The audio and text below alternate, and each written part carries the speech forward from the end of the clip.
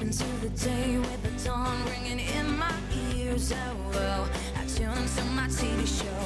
No better way, I gotta get myself into gear. Let's go. Oh, and I feel good today with my wake up in the morning espresso. I feel good today. It's my feel good breakfast show. Good morning, you beautiful souls. Welcome to it. My name is Graham Richards. And my name is Tabby Somakubela, otherwise Uncle Tabsy. Welcome to it. It's a brand new day. Another chance for us to chase those dreams, cut that hair off, cut take that it hair off. off. New starts, new energy, new everything. New everything. Yeah, maybe today is the day that you change your own world. That's maybe it. you change the world. Maybe you change the world for someone else. Maybe you just, at the very least, positively influence someone in your family, someone in your life, someone at work's life. Just make their life a little bit better. Maybe it's an opportunity to transform your look. You look awesome. It is. Thank you. You Thank look you so much. fantastic, Thank my you. brother. I'm sure you can imagine it took a lot for me to get to this place. But I was battling with myself, but I thought, dude, you know, sometimes... What motivated it? You know, Nelson Mandela, the great, once said that a man who changes his hair is about to change his life.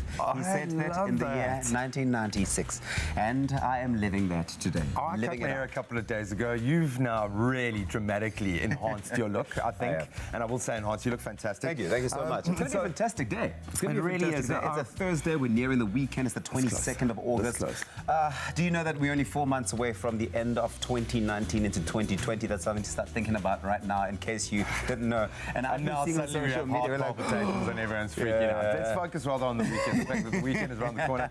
I know it's still one day to get through, but we'll try and make at least the next 3 hours pass as quickly as possible. Have a load of fun, and of course, we're not alone in our mission this morning. Morning, team. Good morning, G-Man and Tabisa with a brand new hairdo, or shall we say lack of hair, but it's good. It's good. It's I like it. You can call it that. Do you know what? Immediately you kind of look like skinnier, like more svelte, hey? Everything is just clean. I'm loving it. I think you've done a good job. Of course, my name's... What? Go ahead. And of course, if you're wondering what is happening here, this is live TV, y'all. Chad, the sound man, busy making sure that Katlejo can hear everything and that you can hear him. And of course, Kat, the reason why Kat is in this gown is because we're still dressing him. And we need you to help us. But before we do that, let's catch up with our good morning post this morning on social media. And we're asking you, do you have a favorite t-shirt? And what is the story behind it? We've always got a favorite t-shirt. We would love to hear that. So please feel free to go through to social media, go through to Facebook, let us know, and always use that hashtag Expresso Show so we can find you. But that's going to be pretty cool. How are you? I had a favorite shirt. Did you have a favorite t-shirt? Yeah, but it said something inappropriate that I can't repeat on national TV. But it was kind of funny in a way. Like it was punny. Okay. Yeah. Punny. I love punny t-shirts. I'll tell you all about it after, like behind the scenes. Okay. How about you? Did you have a favorite t-shirt? I did have a favorite t-shirt, and yeah, I think I got stolen. Really? Yeah. What was the story behind the t-shirt? I just love Wonder Woman. I love Wonder Woman, and I got a Wonder Woman t-shirt, and it was really, really amazing. And then it disappeared, and yeah. You should maybe just go check around at home. Sometimes like you leave this stuff like under. And okay, this is an emotional thing. It's an emotional thing. I really love that t-shirt. It's like, if you find my Wonder Woman t-shirt, please let me know. You haven't even described what it looked like. Well, how do I know if I find it? I was going to look for you. Okay. But anyway. Should we talk about what's happening in the weather today so that we can help you? Yes. It can inform what you're going to wear. Yes. All right, let's take a look. We're starting off with Johannesburg this morning. There is plenty of sunshine with pleasantly warm temperatures. Clear skies are expected for the entire day, and there's little to no wind. Also, humidity decreases as the evening approaches, but there will be a warm sunset that you can expect. Heading over to Durban, an abundance of sunshine with warm conditions. A light northeasterly wind throughout the day, but it will die down towards the evening. The sky remains clear for the remainder of the week. Don't forget your sunscreen. Also for PE today, partly sunny conditions with warmer temperatures than the day before, and a southwesterly breeze that dies down as cloud cover increases towards the evening.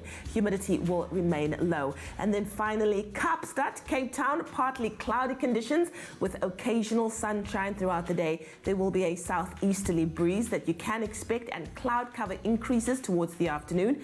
Temperatures will remain comfortable. comfortable. Yeah, Do you like what you hear there? I do like what I hear, and I like what I saw last night on Presenter Search on 3. You were doing a great job, and people were having lots of fun. Oh, it was a vibe. Durban's like the party place, you know? It's really, really cool. I'm so proud of all of them. And they certainly delivered as well in terms of the contestants sent through to the top 8, so we'll see how that development goes along. But now that you've told me about the weather, let me tell you at home about what's happening in terms of my wardrobe this morning. So having a little bit of a debate with the wardrobe team. Am I, you know, is it going to be a t-shirt vibe, as we were talking about our t-shirts, our favorite t-shirts here, or is it going to be a shirt vibe? As you can see underneath, I'm already wearing the bottom half of the outfit in a pair of sneakers, jeans and sneaks. So we're going to pair it up with a t-shirt, or are we going to go with a shirt?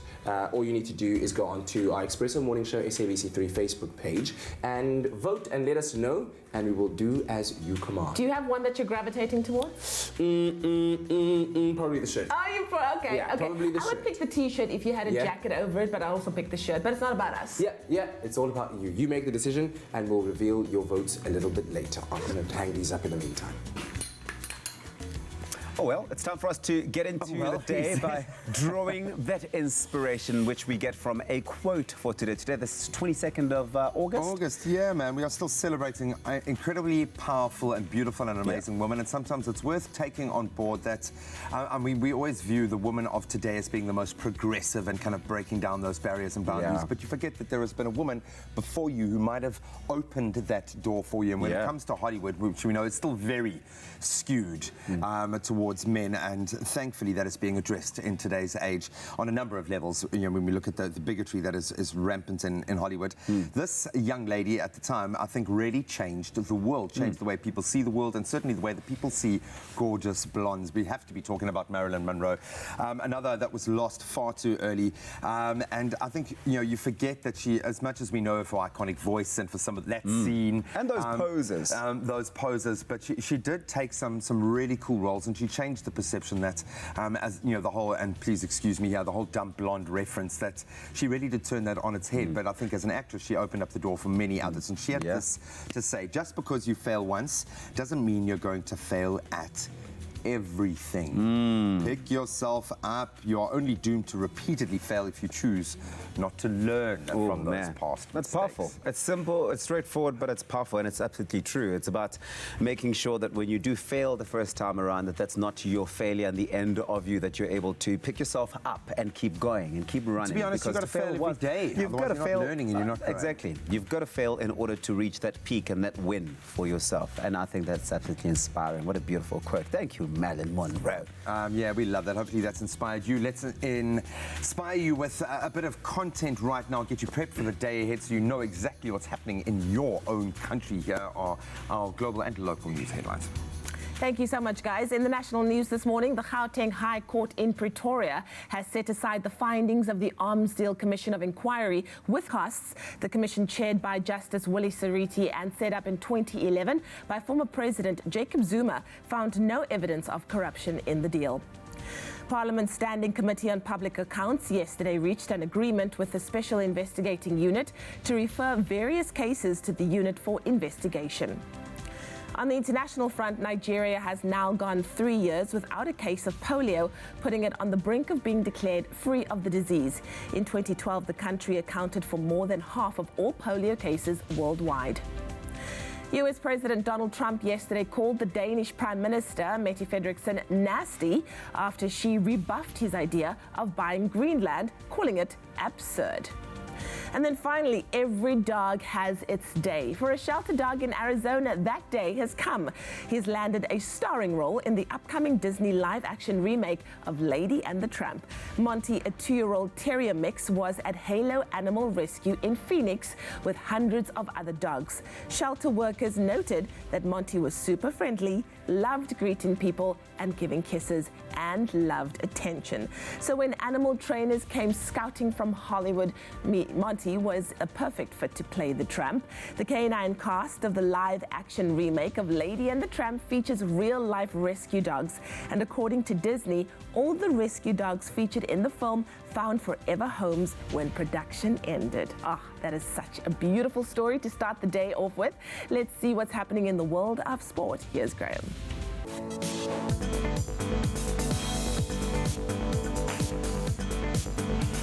you so much, Lee. Let's dive right in with a bit of football news. The South African Premiership match between Cape Town City FC and Kaizer Chiefs on the 27th of August now has been moved to Newlands Rugby Stadium. That was after Cape Town Stadium sadly failed a pitch inspection yesterday. Then on to aquatics. Team South Africa bagged 10 medals in the aquatics program of the 12th African Games. That taking place in Casablanca in Morocco last night. And in tennis world #1 and the reigning champions Novak Djokovic and Naomi Osaka, they've been announced as the top seeds at the US Open. That's set to kick off in New York on Monday.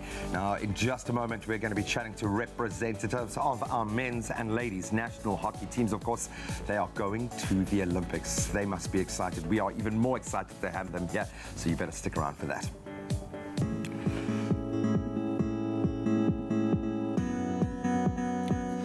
Thanks a lot, G-Man. Let's take a look at your temperatures, more comprehensive look. But first, we take a look at those beautiful sunrise pictures, which we have asked you to send through. Vilma Lideman sent us her sunrise from Izerfontein in the Western Cape, where intervals of sunshine and clouds can be expected with very warm temperatures, reaching a maximum of 27 degrees. Linda Macmillan also sent us her sunrise picture from Durban, where plenty of sunshine can be expected with clear skies and a light northeasterly breeze, reaching a maximum of 25 degrees. Thank you so much for those pictures. You too can do the same by getting them through to us on our Facebook page, Expresso Morning Show SABC3. And now we take a look at those temperatures across the country, starting off in Polokwane, a low of 5, reaching a high of 23 degrees. It's high humidity day for Mbombela today, 9, your low, reaching a high of 25 degrees. If you're out in Pretoria, 9 and 25. Plenty of sunshine expected for Johannesburg, starting off at 8, peaking at 23 degrees. It's a sunny day out in Mahikeng, 7 and 25. Klerksdorp, 4 is your low, reaching a high of 25. If you're out in Kimberley, 6, peaking at 27 degrees. Bloemfontein comes through with the lowest temperatures in the country, 2, your low, reaching a high of 24 degrees, with Richards Bay having that northeasterly wind of 13 kilometers per hour, 13, your low, reaching a high of 27. If you're out in Pietermaritzburg, 11 and 29 is your high, with a high humidity expected for Durban today, 16, your low, reaching a high of 25. Mthatha, 6, minimum and a maximum of 29. East London, 14, minimum, reaching a high of 30. And a cold start to the morning for Craddock, 4, your low, reaching a high of 31 degrees. If you're out in Port Elizabeth, 13, peaking at 28 degrees. George, 9 and 26, and a northwesterly wind traveling at 18 kilometers per hour. That's for you, Sutherland, 5, your low, reaching a high of 24. And Cape Town, Mother City, 11, peaking at 20, with Worcester coming through at a low of 8, reaching a high of 29. The highest temperatures in the country today, that's Springbok, 11, your low, reaching a high of 31 degrees. And lastly, Uppington, your minimum, 11, peaking at 29 degrees. That's where we leave it for now. The next report will be in just over half an hour. Remember to get those pictures through to us using that hashtag Expresso Show. So we're going to take the quickest of breaks. When we return, we're going to talk all things hockey. Why? Because we are unbelievably proud and excited that both our men's and our women's national hockey teams will be representing South Africa at the 2020 Olympic Games. An incredible achievement. We're going to talk to them about how they managed to achieve this, how they're feeling, what's shifted gears, because clearly something is really working. But you can show some love and appreciation on all of our social media platforms. Maybe sneak through a question or two. I'll see if I can get onto those as well. We'll see now. Oh, you can make my day.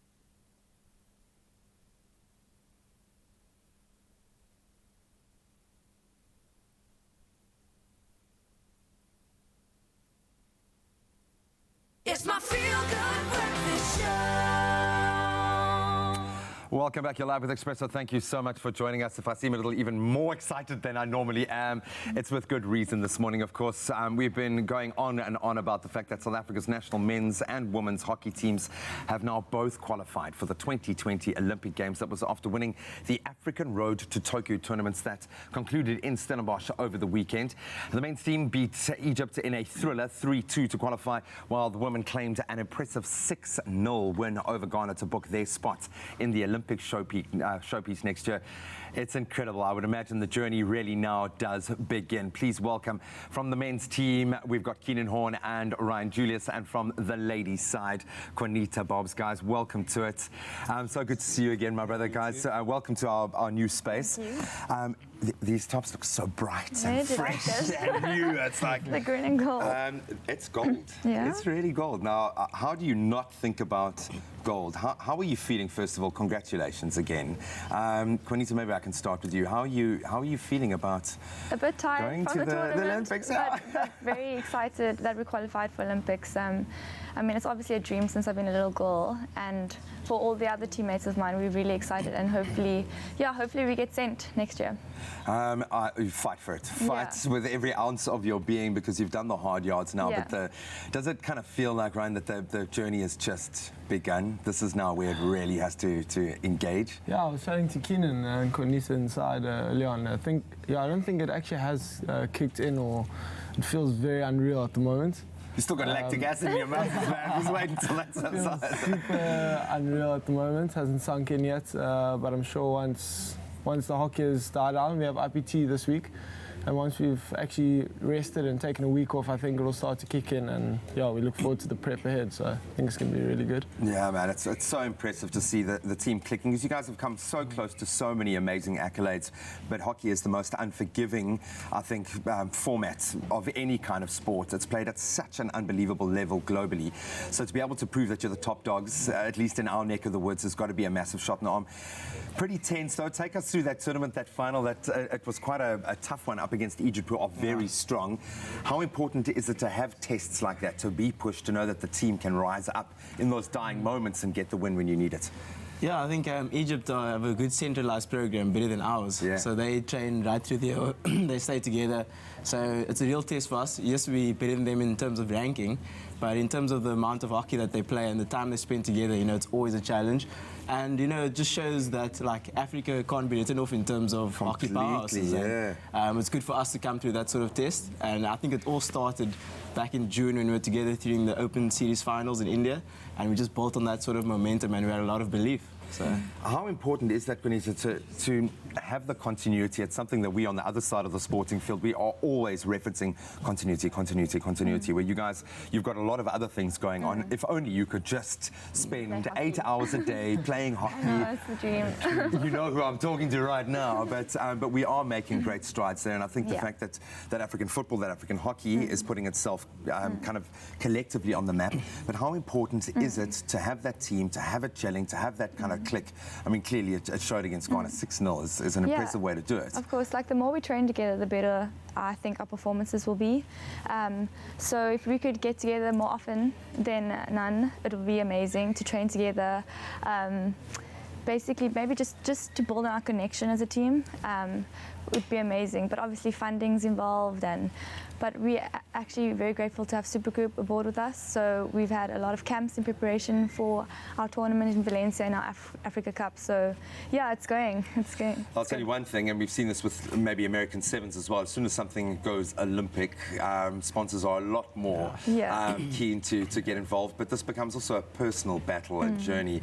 How important now is it for you to focus on you? The team has done well, and you guys have done well as a team.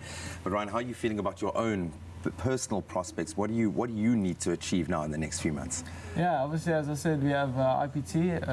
It's an interprovincial tournament coming up next week, and that is a selection criteria for the Tokyo Olympics. You need to rest there. So it's non-stop full tilt, and that for us to be able to make that squad after the tournament is going to be. It's going to be a massive tournament for the ladies as well as the men's, because they're at the same venue. And then right after that, the prep starts. And I think for me personally, I would love to make the squad and then take it step by step going forward, and ultimately make the Tokyo, the Olympics. That'll be a dream come true. as Cornelia says, she's been dreaming of it from a kid, and I'm sure Keenan as well. That's So, what it's about, man. That's what it's I about, think guys. goosebumps just talking about it. So yeah, I think taking it step by step for me at the moment, instead of thinking about the end process, is going to be quite important. Well, we are with you every step of the way, guys. We look forward to connecting with you again. Good luck with the next week's challenges individually and as teams. Enjoy kind of reveling in the victories, the small victories along the way, but we're also firmly focused on you guys getting to the Olympics and doing well there individually as well as a team. So thank you so much, man. Thank you. Now you've also passed on a bit of your glory onto the couch. And it's quite a glorious couch, man. This couch gets luckier and luckier every time our host guests. But just remember, everyone who comes onto this couch wins. They just win. But thank you so much. You can express your love, your appreciation and we love it when both the men's and the women's are doing it together in the same tournament. That was even more special on home soil. But they're going to the Olympics, baby. Big or small, we've got it all. Everyone will find something at the Crazy Store. It's no wonder South Africa considers the Crazy Store the crazy fun place to shop. So last week, Kat and Thabiso were in a face-off against each other in the Crazy Store thingamajig silly straw drinking glasses game. And I got to tell you, the competition was hot and it was tight to say the least. Now this morning, we're putting these two heavyweights back against each other to compete in a rematch of all rematches in order to see who will take home the crown by sipping down their glasses of juice the fastest, wearing their silly straw drinking glasses. Now, there's no doubt that you can also be the talk of the party with these thingamajigs. So get ready, steady, and start sipping. Gentlemen, last week it was very close. Yeah. No, but you forget to mention that I won it. Yes, Thabiso won last week. All right. Let's get that out Kat the way. might have an advantage because he's more comfortable. Yeah. We're still waiting on you to let us know what Kat should be wearing. Should he be wearing the T-shirt? Should he be wearing the T-shirt? Just don't comment, actually. Just leave it. Don't say anything then. He must work like this all day. Okay, cool. Please. Gentlemen, put on your straw glasses, and I'm going to count you down, Hold okay? on a second. Just need to make sure. There we that, go. properly. Are they comfortable? Wait. So far, Thabiso is the reigning champion. However, will Kat reclaim that spot? Hold on. Hold on. Alrighty. Okay. Put in your comms, and I'm going to count you down, gentlemen. In Wait. 3, 2, 1, start drinking. And while they're drinking, I just want to let you know that these silly straw drinking glasses are... No, there's no waiting. There's no waiting.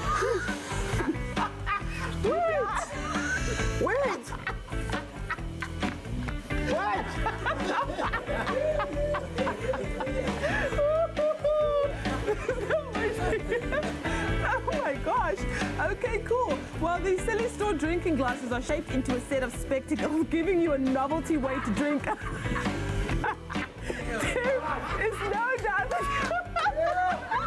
Whoa, Thabiso!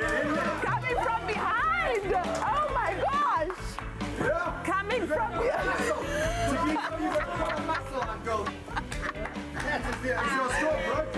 10, 9, 8, 7, 6. You must finish. 3. You must finish. 2, 1. You need to finish it. It must be finished. He won't reach. You won't. Don't be cocky. Come on, finish it. I want to see everything I'm sorry, drank. guys. This is not a fair contest. You've got a gap, dude. You've got a gap. Go, push. Okay, come on. You've got another 10 seconds. This straw isn't. No. Okay. Nothing wrong with I'm going to give you another 10 seconds. 10. Come on. Put it on. No, not just. All right. 10. Wow. 9. Hold it like this. Yeah. There you go. 10, 9, 8, 7, 6, 5, 4, 3, 2, 1. And the champion is Thabiso, ladies and gentlemen. Oh, yeah. Juice all over yourself. Wow. Oh, that is so wonderful. You guys. It surely must, because He covers you know himself what? Let's in not talk about glory that. and juice. Let's You've not just talk about thrown that. juice all over yourself in celebration. Oh, I gotta love it. man. So you know what? These are really fun. All you need to do is just wash the straw glasses immediately after use and then enjoy the beverage again. The thingamajig range is exclusive to the Crazy Store. It's a range of little things that are imaginative and adds a fun twist on everyday items. And they also make great original gifts rather, for all occasions.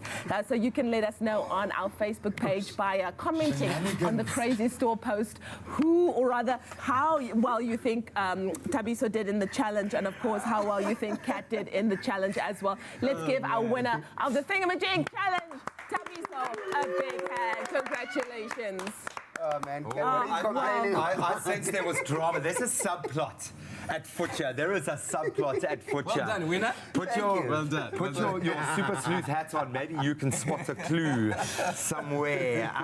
But dude, to be quite honest, I mean, you were like shaking. Your leg was shaking. It looked like you had pulled a muscle. He went ahead of me, right? So he had the perfect head start, and yeah. But anyway, I have won. We've got it all. Everyone will find something at the Crazy Store. It's no wonder South Africa considers the Crazy Store the crazy fun place to shop.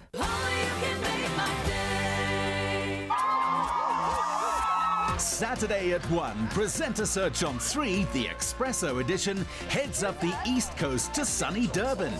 Catch all the laughs and all the talent as KZN hopefuls show off what they've got. Who will impress judges Roger Good and Tando Tabete?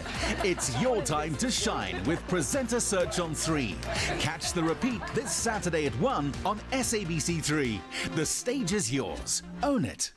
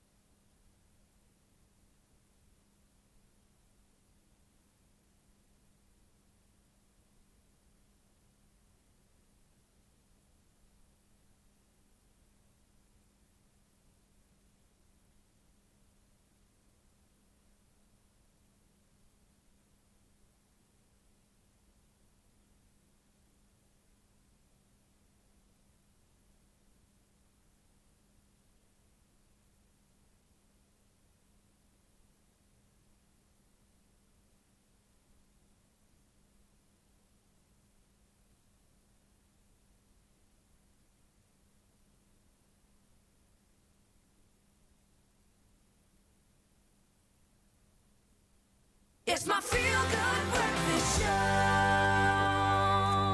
Welcome back to your Feel Good Breakfast Show, and happy Wednesday to you. That's Thursday, man. Thursday, Don't already. rob us of that. I've been robbed. I feel robbed. I feel it. Luckily, Kat isn't competitive at all. So when someone happens to puncture a straw, I mean, I call shenanigans completely. That's hilarious, dude. I think it was Absolutely hilarious. Tabiso. I really think it was it. But anyway, on to the wardrobe poll of the morning, and I had the option of either the blue shirt or the t-shirt, and what you think I should wear today. So let's take a look at what you had to say. Danielle Rauch said definitely the t-shirt. It goes with the white sneakers, and because it's Thursday. Yeah, and you got the high tops on today. Yeah. You've heroed your sneakers a little bit, so a nice white tee goes with that. Cool. Khadija says blue shirt. That's you. Then Kamo Bule says t-shirt will look fabulous on Kat. Okay. Melanie Blakey says white t-shirt would go nice with his sneakers. Yeah. And Renette Kupke says morning Kat, the t-shirt. It'll complement the jeans. That's the last one. So I think an overwhelming majority of people are saying the shirt. It's not for you. Adios. Adios, shirt. muchacho. We are doing the nicely it's still a lovely shirt. It's not a nice shirt, but the t-shirt's cool, man. Which kind of is already ushering me towards the airport, if you have a look at the print on, you know. Very tropical island of treasure, Curacao. I like where your mind is at. So dude, and if you want it, because you've got like the swanky sneaks and you can dress it up a little bit if you want. Yeah, maybe snap a jacket on it. Yeah, man. How about it? We'll even toy around with that. But buddy, thanks very much, guys. This is me for the day. All right. Dressed.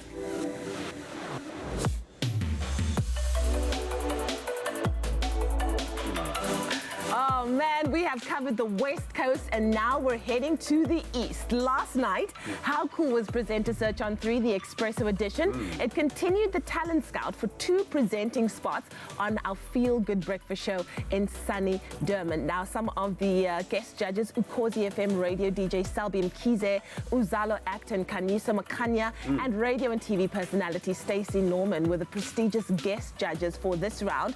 And some fun and games were had as I basically, helped usher in the hopefuls into the audition rooms. Yeah. It was such a vibe. Taking them into their moment to shine was absolutely fantastic. I was watching, and so much talent, but also so much funnies as well. If you missed it, check this out.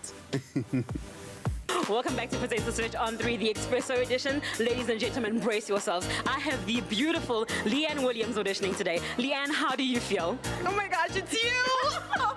I'm nervous. I'm so nervous. I can't believe that I'm talking to you right now. I'm shaking, but I'm just going to give it my best. I'm just going to do my best, okay? And I'm sure you will do amazingly. Has anybody ever told you that you have the face for TV? No! I thought I had a face for radio, but thank you.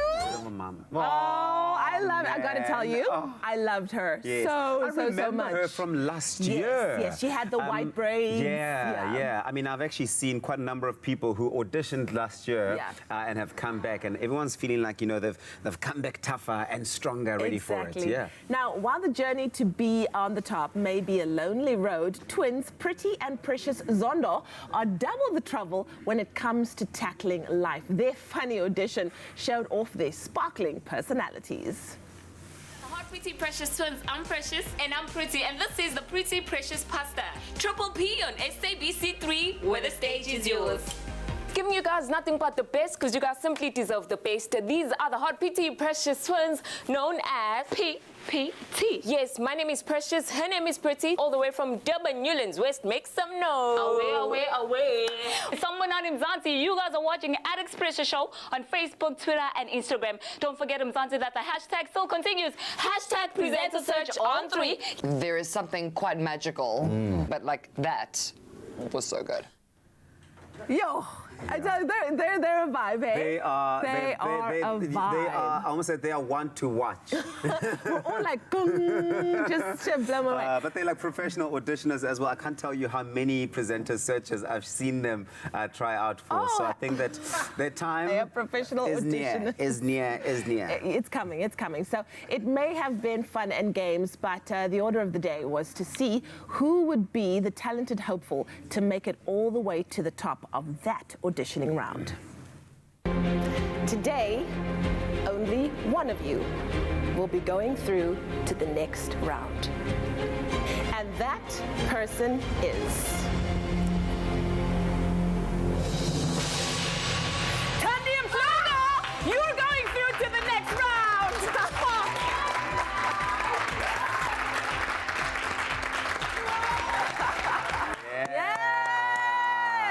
Woo! A huge congratulations going out to Thandi Mhlanga.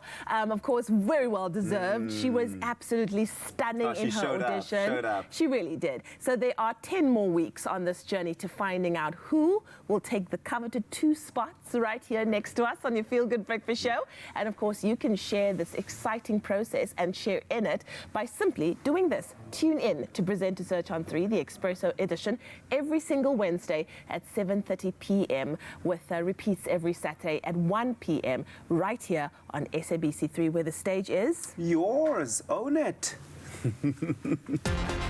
It's your time to shine with Presenter Search on 3 and Orbit Gum.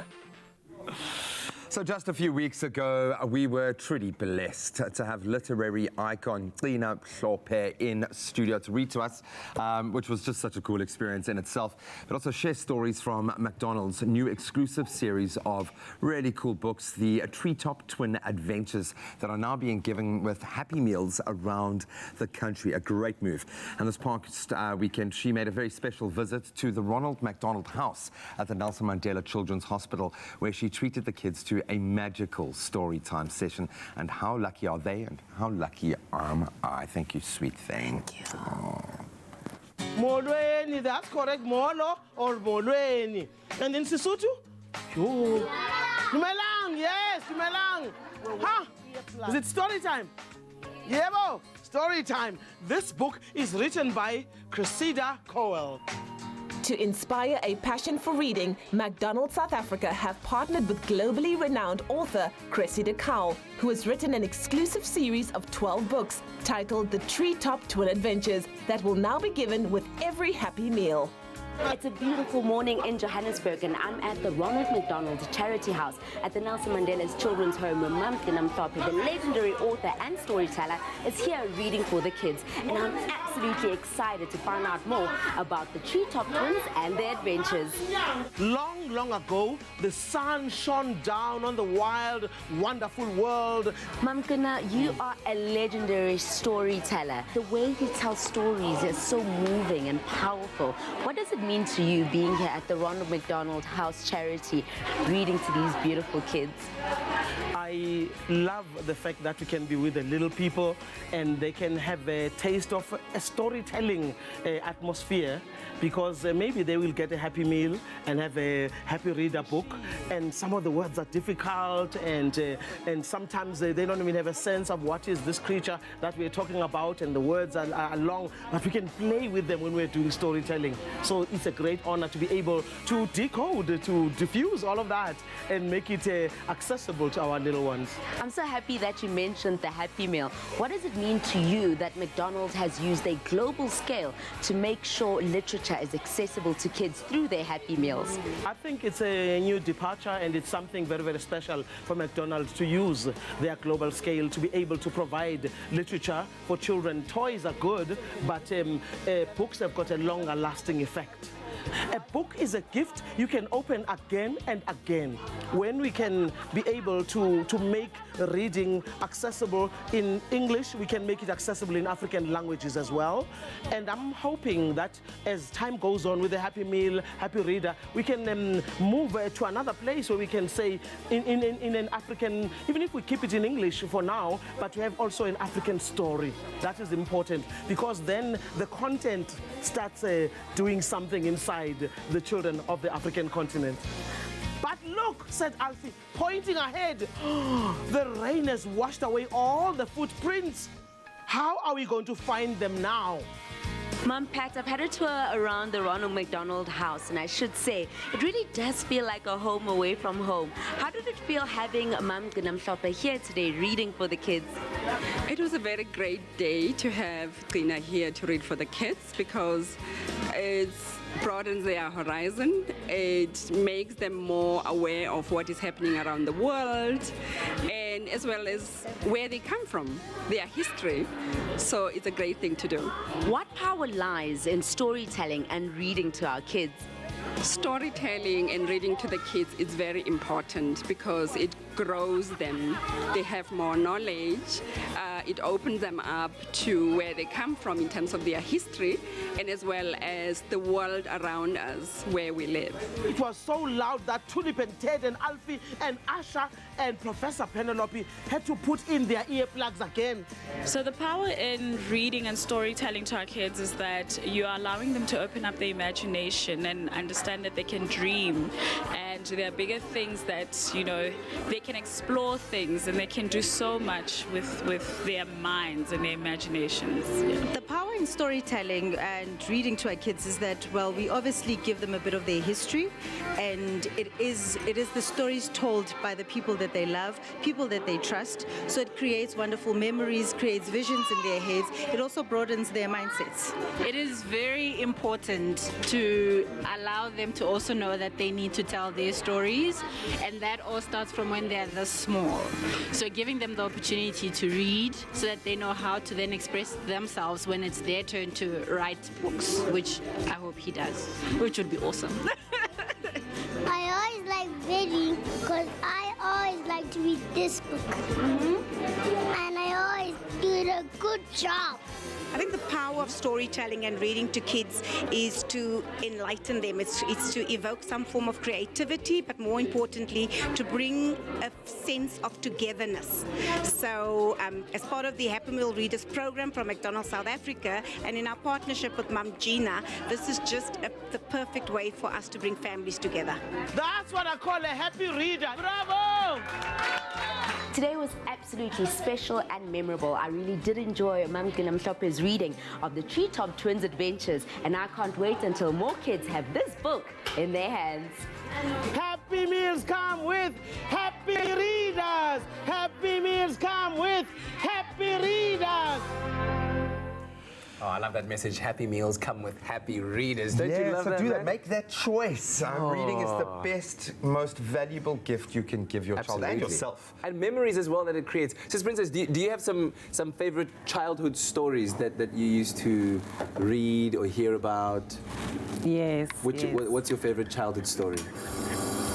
Oh. Yeah? It's a lot, man. It's probably, yeah, there's a lot of them. My favorite one was the story of Tselani Lidimu. I wish somebody would print those books and also start reading them to kids. A very good lesson about stranger danger if you want to read that story. Yeah, plant that seed, dude, get it out there. I think the most important thing is just enrich your child. Give them that gift of letting the theatre of the mind really expand, read, grow the imagination. I like the way you just masterfully took that. I imagine this song into life, and then Sis Princess made it happen. You just became the villain of the piece in the theatre of the mind. That looks amazing. Can I grab one of those as well? Yes. Oh, it's fresh. Hello. Yeah, I know. Only the highest grade Arabica beans. McAfee, great coffee, simple. See you after the break.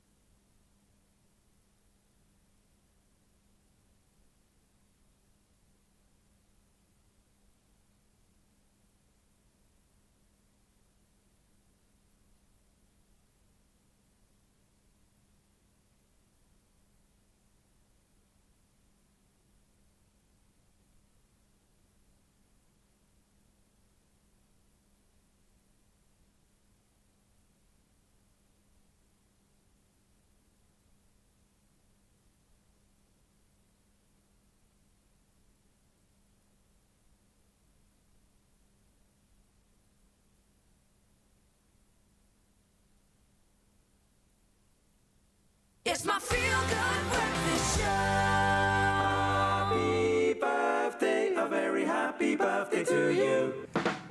A very happy birthday to you indeed. Welcome back. Happy birthday if it is indeed your birthday. We have got so many cool messages to get through this morning, so we're going to fly through as many as possible.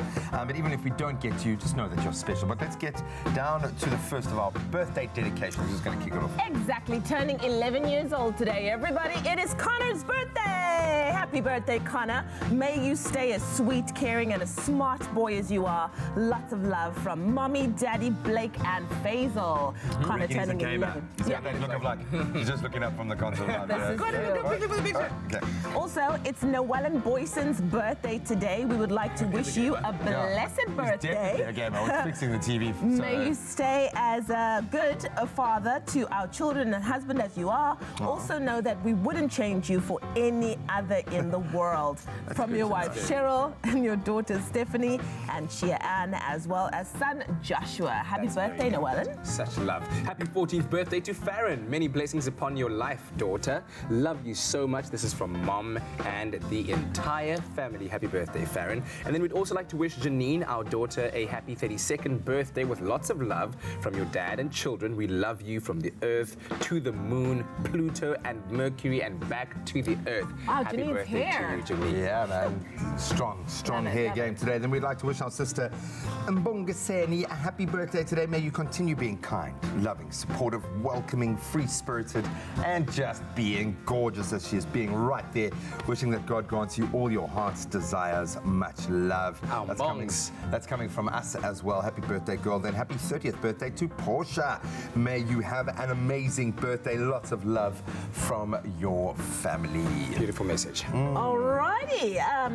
Okay, so this next one says we would like to wish Muawiyah a happy 6th birthday. May the Almighty bless you with many, many more years to come. Always remember that we love you. This is from your mom, dad, Zayana, Nadia, Shanice, Izza, and from your grandparents and the rest of your family. Cool Is that a jacket, Harley? cool dude, man. Is that a Harley? Sure, you're too young to be riding around on Hards, man, on Hardy. Cool dude, man. Also wishing Justin a happy 26th birthday, Justin Denver. May the Lord bless you and keep you for so many years, growing healthy and wealthy.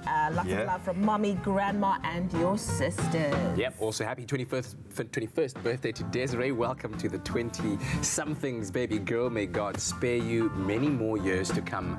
We love you. Happy birthday, Desiree. Then look who's just turned 12 years old today. It's our beautiful Shazania. Happy 12th birthday to you. We love you very much. Hoping you enjoy your day. This is with love from Opa Howard, Sion Shimondre, Lee Chanto, and Oma Liesel Devereaux. Yeah. Struggled through those names, didn't I? Thanks for that. I did. Happy birthday as well. Clearly you are loved. And then let's round it off with a blessed and very happy birthday to Logan, turning 14. May God grant your heart's desires, that this coming year brings you new experiences, discoveries, adventure, and happiness. Cool, man. Remember, you are worthy and capable of anything, and we are proud of you. Have an amazing day. Love, Mom. That's Connor, Dad, Fabian, and Jonah. Sounds like a cool family, but I love that, man. You are capable of anything, Logan. Go out and slay, brother, man. Absolutely. Well, there you have it. Happy birthday to you. If it is your special day, and of course, remember, you can send in your birthday dedications to 0716406551. Send through videos as well. We'd love to hear you singing. And of course, we'd love to make your special person's day even more special by wishing them happy birthday on the show. But right now, let's head on over to the kitchen. What is that, Nicole? Nicole's in the kitchen. What? Nicole in the kitchen. But first of all, a very happy birthday to all our viewers. We are in the kitchen making some cupcakes to celebrate your special day. But today is special for more than just that one reason. It's also the first time that we have the pleasure of inviting our resident chef, Nicole Snelling, ladies and gents. Yes, I know that we're always going on about the magic of TV when you see all these perfectly prepped meals on here, but there is no such thing. Just a team of hardworking and dedicated members of the team who have the pleasure of bringing you your feel-good breakfast show show and all the meals that you see here every single morning.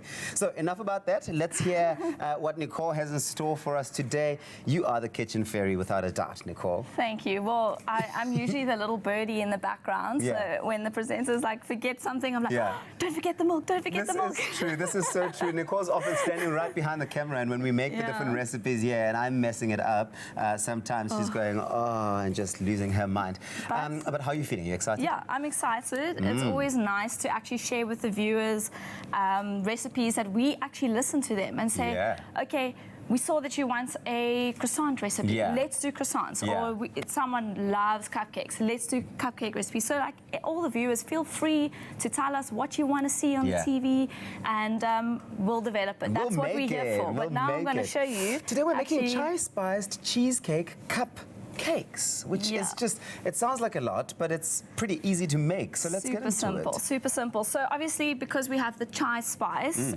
we've got a pre-mix here. You can use pretty much anything. So our recipe here has milk. So if you have chai tea bags, infuse it in your milk. If you've got chai spices like your cardamom, cinnamon, you can add nutmeg, ginger, whatever you want, do that. So it's up to you. Whatever you have at home, don't stress, don't go out to the store, use what you have. If you just have cinnamon, chuck in the cinnamon. So let's do that. Fantastic. So you're getting that chai spice into what? The flour? Into 2 cups of flour. 2 cups of flour, and we've got salt. So you always add salt. What's the salt for? To bring out the flavors. So now you've added all that beautiful spices, but it's going to be bland without that pinch of salt. Okay, cool. And now sugar. So we've got a cup of sugar to 2 cups of flour. You don't want to add too much sugar, because remember, when making cupcakes, you want to balance out the sweetness because we've got the frosting. Yes. So you don't want an overly sweet cupcake. There is nothing worse than an overly sweet cupcake, I must say. Your dentist ain't going to be happy. You probably aren't going to be able to get through more than one as well. No, so I'm going to hand this over to you, and you're going to mix that up for me. Okay, just like how?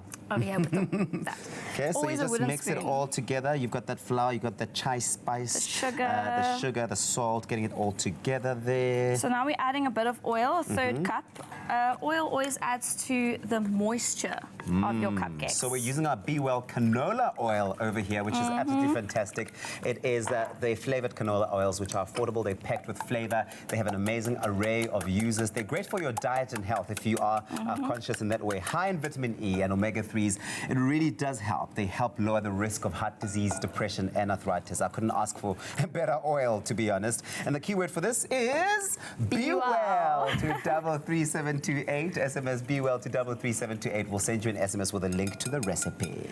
Okay, so I've added a cup of milk. So you do want to keep a little bit of milk on the side. Always add a little bit extra, because you know everyone has different measuring cups at home. Okay. Everyone has different sizes, so you don't want to have it too dry. So the trick with cupcakes is you can mix it a little bit more than your muffin. A muffin you must never overmix. Okay. You're going to get like these massive clouds or volcanoes, we so call it. this you can mix as much as you want. Well, there is a point. There is a point where you can overmix. Okay, you do it, because otherwise we're going to go past that point and it's not going to look pretty. So with your consistency, you kind of want a little bit thicker than a pancake batter. Okay. So I'm pretty sure you made a pancake batter.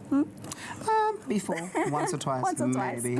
Okay, so this is actually really good consistency. You do want it to still drip like that, you see? So that is a perfect cupcake consistency. Okay, that's when you can tell. Okay, so I'm going to spray some of this canola baking spray. It's the Be Well canola baking spray. It is absolutely fantastic. It helps with that blissful bake, which is what you're looking for when you are baking over there. So when you spray, you kind of want to do it from a nice distance, because in the distance it ensures that the whole thing gets coated nicely. Yes, because otherwise you're just targeting the bottom part. And the nice thing about this spray that I actually learned very recently is that it has a neutral flavor. So it allows you to take the lead and bring in your own flavor twist, which 100%. we love, especially when you're baking these goodies. Okay, cool. Well, I can tell you one thing. If you are a baker or planning on baking at home, a non-stick spray is always vital. Things like oil, flour, sugar, and a baking spray. That's what you need. Yeah, because like I said, not everyone has the pleasure of having non-stick things. And those appliances can be quite expensive, so you do want to have Get a good quality product. Non-stick. How long would you have this in the oven for? So I would say, depending, like I said, again, everyone has different ovens, different temperatures. I mean, just skewer test it, 15 to 20 minutes just to be safe. Also, just check it. I think, you know, don't leave it in there and then go like shopping. Just like keep checking, because otherwise you don't know what the temperature's like. Well, listen, in case you missed any of these steps, we're going to take a quick look at a recap. Get those steps. The keyword once again is be well. SMS that to 33728. We'll send you an SMS with a link to the recipe, and you'll figure out very quickly that it's pretty easy to make these. Very.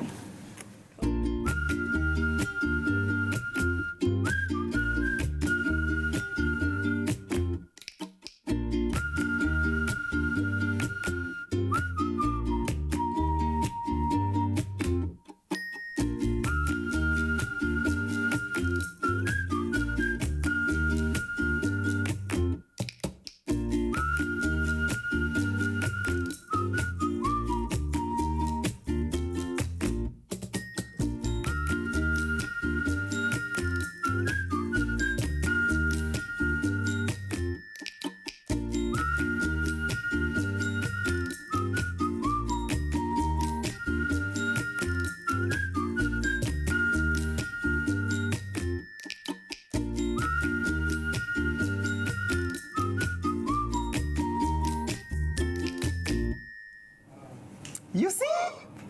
We told you. It's pretty easy. It's not a complicated thing to make, okay?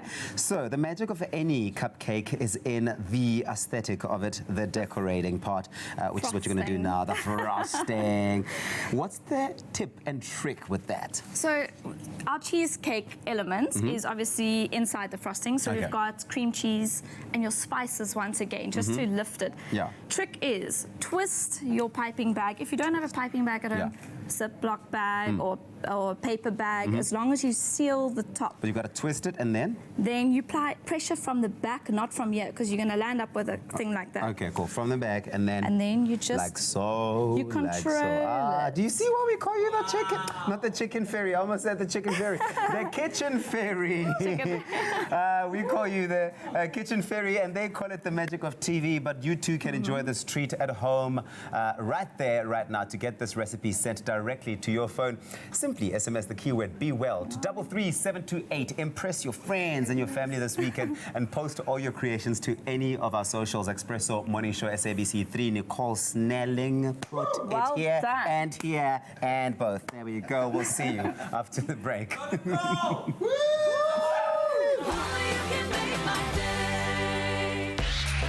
This is Season 9 of Tropica Island of Treasure.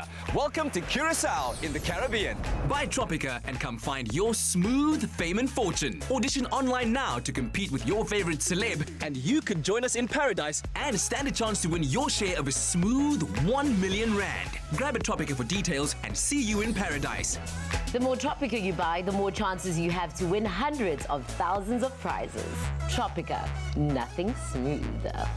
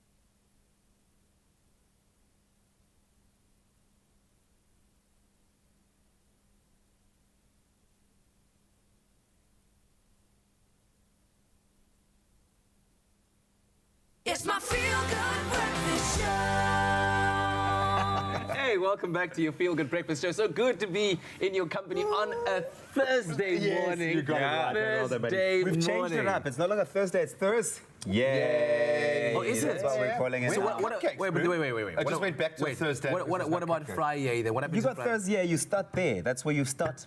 And then a Friday becomes Friday. a Friday.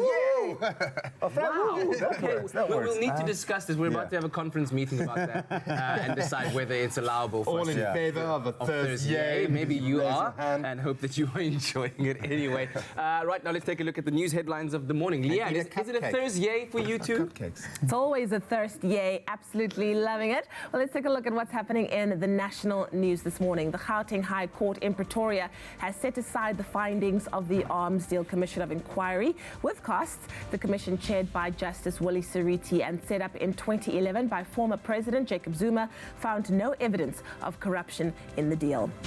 Parliament's Standing Committee on Public Accounts yesterday reached an agreement with the Special Investigating Unit to refer various cases to the unit for investigation. On the international front, Nigeria has now gone 3 years without a case of polio, putting it on the brink of being declared free of the disease. In 2012, the country accounted for more than half of all polio cases worldwide. US President Donald Trump yesterday called the Danish Prime Minister, Mette Frederiksen, nasty after she rebuffed his idea of buying Greenland, calling it absurd. And then finally, whether they win America's Got Talent or not, the Ndlovu Youth Choir from Limpopo is seriously going places after their vibrant appearances on the TV variety show. Their most recent performance could be the best of the bunch, though. Their cover of U2's Beautiful Day went down like a storm with the audience on Tuesday evening. Results from the performance are due any moment, but the choir did get a standing ovation from all 4 judges and the entire house as well.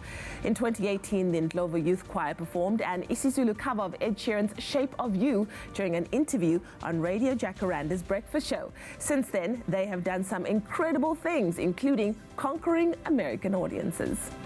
Well, that was your 7 o'clock news update. Here's another look at what's happening in the world of sport with Graham.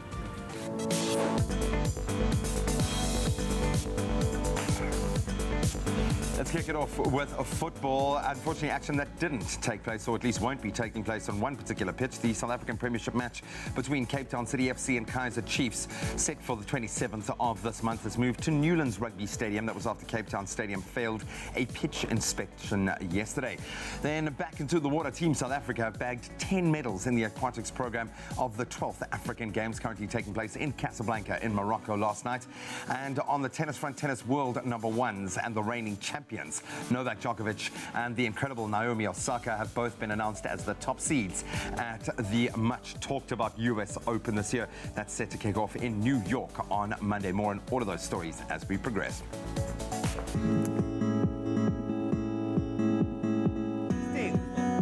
G-Man, thank you so much. Let's take a first look at your roads this morning. We start off in Gauteng, out in Bayers Park. On Atlas Road northbound, there is congestion before Denell Road. Delays can be expected leaving Benoni towards Kempton Park, so please be patient on the roads this morning. And if you're in the Western Cape in Mitchell's Plain, there is protest action on the R300 route before Mitchell's Plain.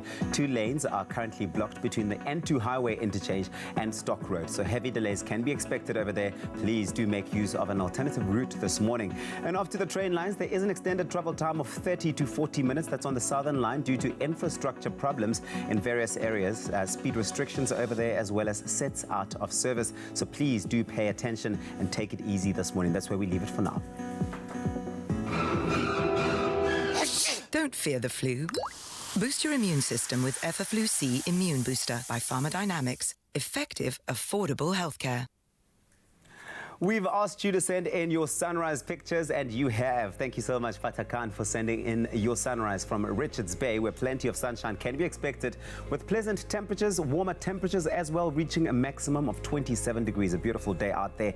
Gary Okamp also sent us his sunrise picture from East London, where mainly sunny conditions can be expected, with warmer temperatures and little to no wind, reaching that maximum of 30 degrees. Thank you so much for those pictures. You too can do the same by sending them to us on our Facebook page, Expresso Expresso Morning Show, SABC3. And now we take a look at those temperatures across the country, starting off in Polokwane, where your low today is 5, reaching a high of 23 degrees. If you're out in Mbombela, high humidity for you today, 9 your low, reaching a high of 25 degrees. Pretoria, 9 and 25. Plenty of sunshine expected for Johannesburg, 8 your low, peaking at 23 degrees, with Mahikeng coming through with a minimum of 7, reaching a maximum of 25. Klerksdorp, 4, reaching a max of 25. Kimberley, 6 is your low today, reaching that high of 27 degrees. And the lowest temperatures in the country today, that's Bloemfontein, 2 your low, reaching a high of 24. Richards Bay, you've got a northeasterly wind traveling at 13 kilometers per hour over there. 13 is your low, reaching that high of 27 degrees.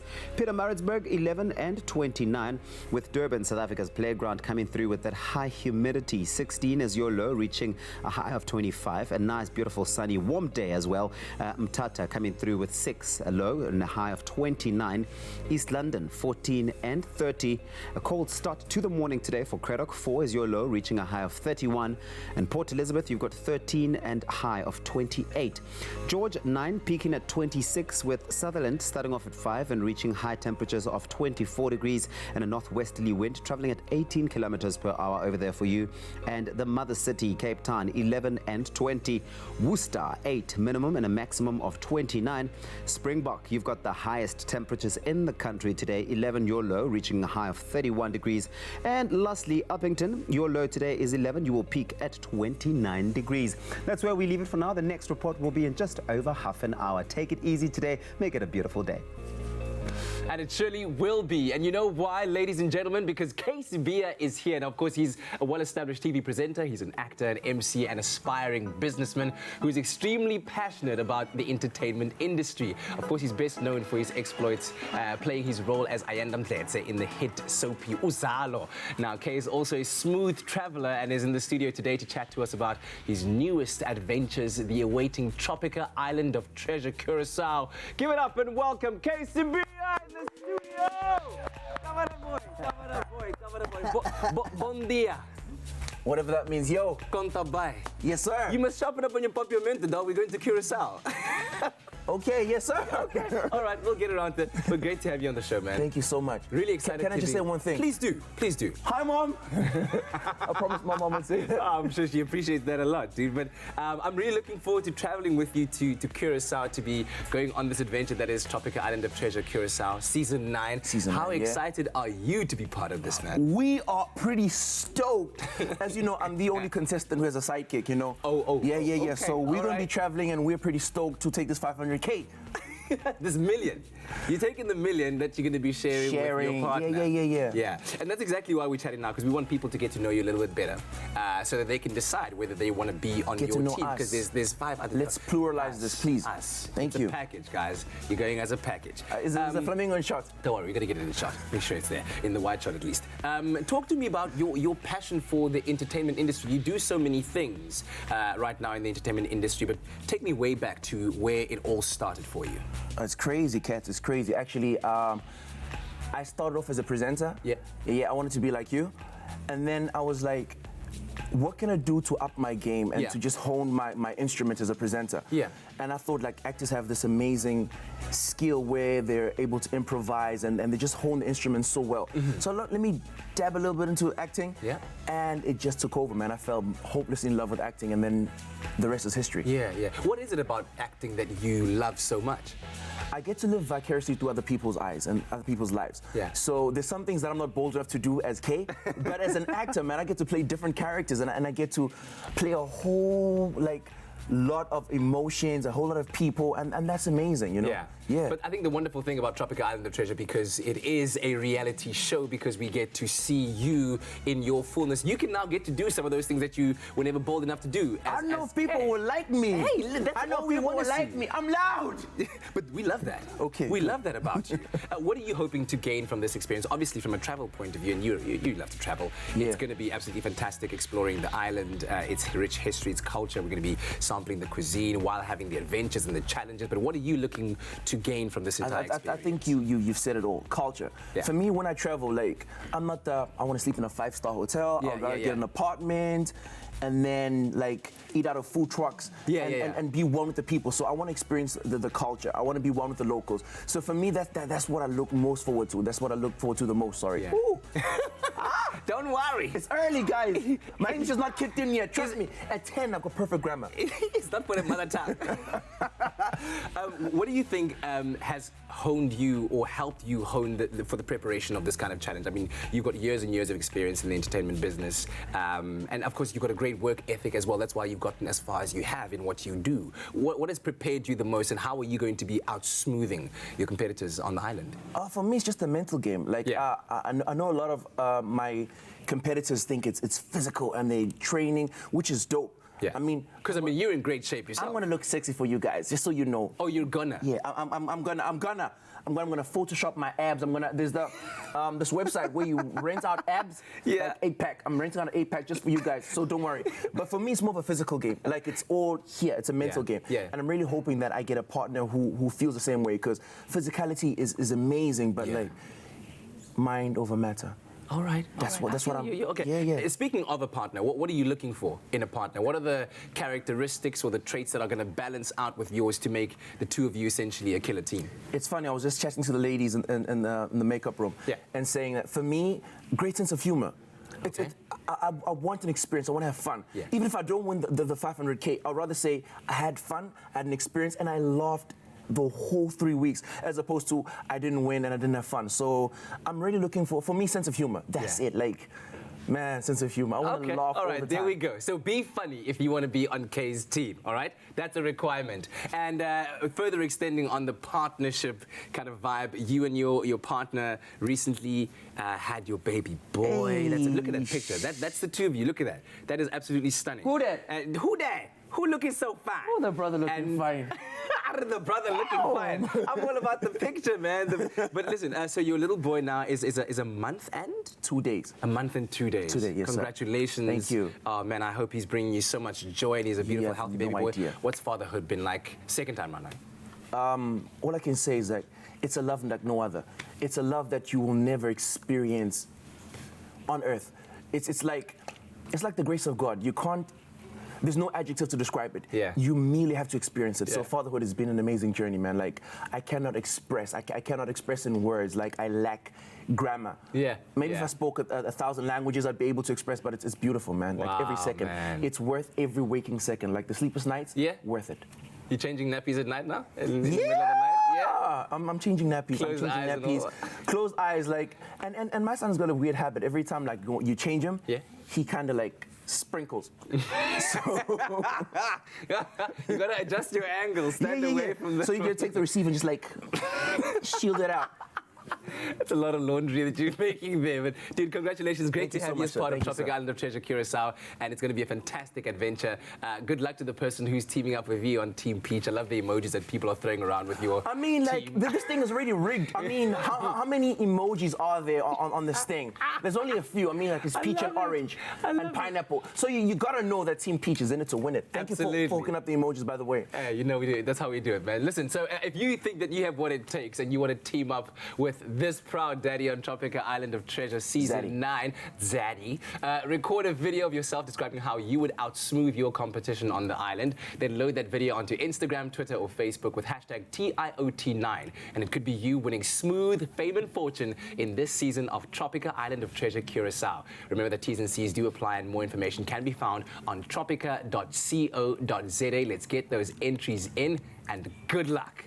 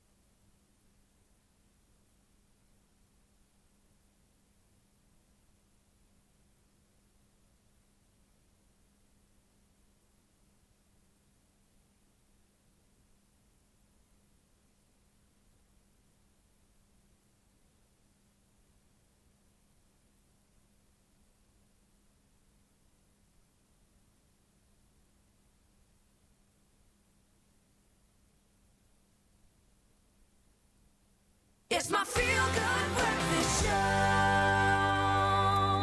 Welcome back to your Feel Good Breakfast Show. It's Expresso right here on SABC3. Now with spring in the air and newness in the stores, it's high time that we toss out the jerseys and boots for now and bring in the new style updates for your fashion-forward wardrobe this season.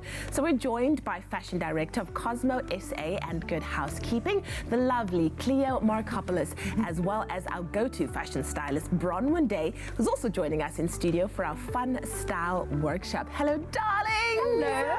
Oh, whenever we talk fashion, I'm so happy to be doing it. Cleo, welcome to our studio. And of course, Bron, we love you, girl. We love you. Let's talk about the new fashion trends that we should be keeping out, looking out for, those key spring fashion trends. Cleo, what have you got for us? Okay, so I'm going to touch into 4 trends because there are so many trends out there. Yeah. But I think 4 of the key trends. Okay, so first one is new romance. Ooh. This is a look at whimsical fabrics, billowing sleeves, ruffles for days, florals, lace accents. Lovely. And it's all about that fairy tale whimsical feel. Yes. And this has been translated into 2 major pieces, so tops and dresses. Yeah. We're seeing a milkmaid style top and dress with ruched bodices, squared necklines, and then very poofy sleeves once again. Exciting. Yeah.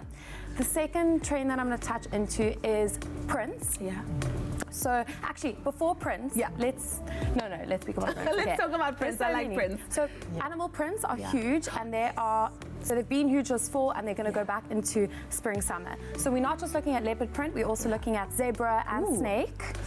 And then, of course, the newcomer on the block is tie-dye. So reminiscent of the 60s and 70s. Back again. It's back again, guys. Yeah. Very groovy, but we love our tie-dye, and it's great for festival season. So that's a great update with the print section. Yeah. What other prints? Tailoring? I think. Yeah, tailoring. So new tailoring. Nice. So tailoring in summer, yes, guys, it's totally amazing. Yeah. So we're seeing skirts, suits, as well as short suits. Yes. And then the main update on tailoring is oversized, kind of more casual, loose-fitting silhouettes. Is that still a vibe? It oversized. But yeah. So. Well, for tailoring, we've seen a lot of polished and sharp fits. Yes. Now it's getting more like casual, loose-fitting and cool. Fashion is so exciting. It is, and there's so much. Oh my gosh. So and then I heard you guys talking about earlier on about print party. Like prints are back. Yes. Prints are not going anywhere. I'm so excited about it. Bronwyn, I love the fact that we're talking about it, but you always bring a visual representation of how we can incorporate these things into our daily wardrobes. Yes. So as Cleo was saying, it's really important to notice that the t-shirt and the top is a really big focus this season. So the top is like a main focus. So I've gone to Woolies and chosen a few pieces for you. Our girl. Yes. Always doing the hard work for us. And basically, I love this piece. It's got this is what you were talking about, hey? Yeah. This is new romance. This is the new romance. Yeah. And I love this little bow detail. It's really sophisticated, but also quite sort of relaxed at the same time. And then I love this bright orange. The prints you were talking about, Leo. Yes. See, and there's an update. It's not just your neutral prints. Exactly. It's got a nice color to it. Yes. Could be with another orange, or it could be with black, so something like that. Nice. And again, just looking at something like the 2-piece. Yes. We spoke about some more trends, and I love these 2 together. Could be really cute with a little wedge or a little heel. So really beautiful paisley prints. So nice. And again, the focus on this top and blouse as a main piece for the season. Let's talk about those new season must-haves. What should we definitely be getting as we prepare for summer, which is coming? Okay, so if you don't already have a slip skirt, best you get one. Okay. So it's the slip dress's sister. Yeah. It sees an elasticated waistband, a silky satin finish. It hits you between the calf and ankle. Yeah. And it is super flattering, loose-fitting, effortless. It has a brilliant effortless feel to it. And you can really mix it up with a slogan tee. You can wear it with a little crop top. So that's a great piece to have. Very nice. Oh. And then I think we were also chatting about accessories. That's a huge focus. Yeah. And twin sets as well, hey?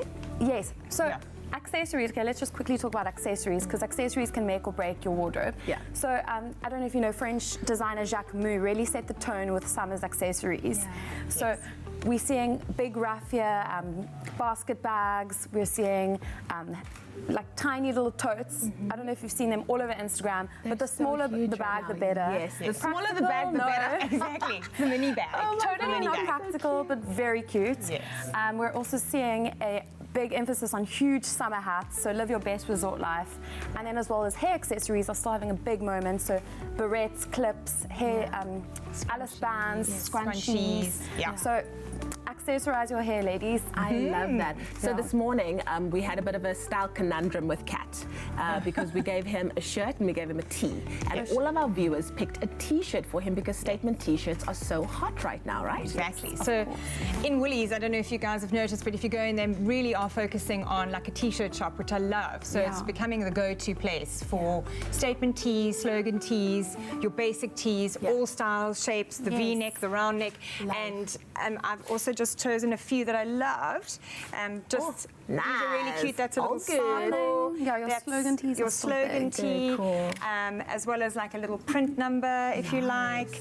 So again, just going back to your nautical basics. So again, there's just so many on offer, and I love how these can kind of become your focus. So nice. Simplicity is key. Simplicity. Yes, exactly. I mean, a t-shirt's definitely a must-have also for summer. Beautiful, like cotton. Exactly, and the BCI cotton, which we were talking about earlier, which is all about sustainability. And, Better Cotton Initiative. Woolies is big with that. But let's go back. Also, twin sets are huge. Yes. So. Like it's called the co-ord, and co-ord is basically your coordinated look, and it is basically a matching two-piece. The great thing about that is you can wear it as a head-to-toe outfit, literally jump into it in the morning 100%. as a no-brainer. But you can also mix and match the different pieces with other pieces from your wardrobe. I love it. Versatility is key. Ladies, thank you. I think there's definitely something here for everyone, and that's the nice thing. And with that, we can share this beautiful and inspiring new campaign with Woolworths for their spring tops and tees that's in store right now. The beautiful thing is that you can shop all of these updated pieces in store. You can go online, or you can even use the Woolies app. They've made it super easy. We'd also love to hear from you, so you can let us know on our social media what your favorite top or tee look is, and then you can also tag us in your pics. Thank you so much, Cleo. Thank you so much, Bron, for this gorgeous style update.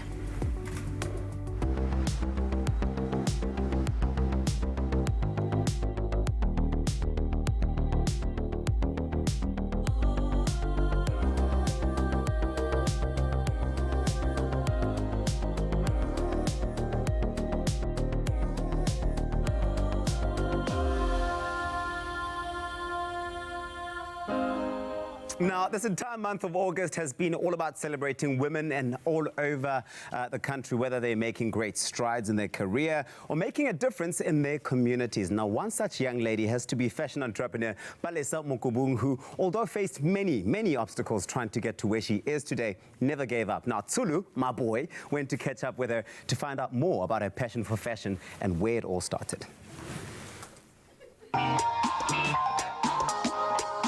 Fashion designer Palesa Mokubung has been making waves since birthing her clothing line Mansu back in 2004, and she's enjoyed an illustrious career since then. Today, we chat to her a little bit more about her story, as the month of August is all about celebrating a phenomenal woman. So Palesa, talk to us about your journey into fashion. How did that start? When I finished school, I didn't worry about what I was going to be. I knew that I would be in the arts.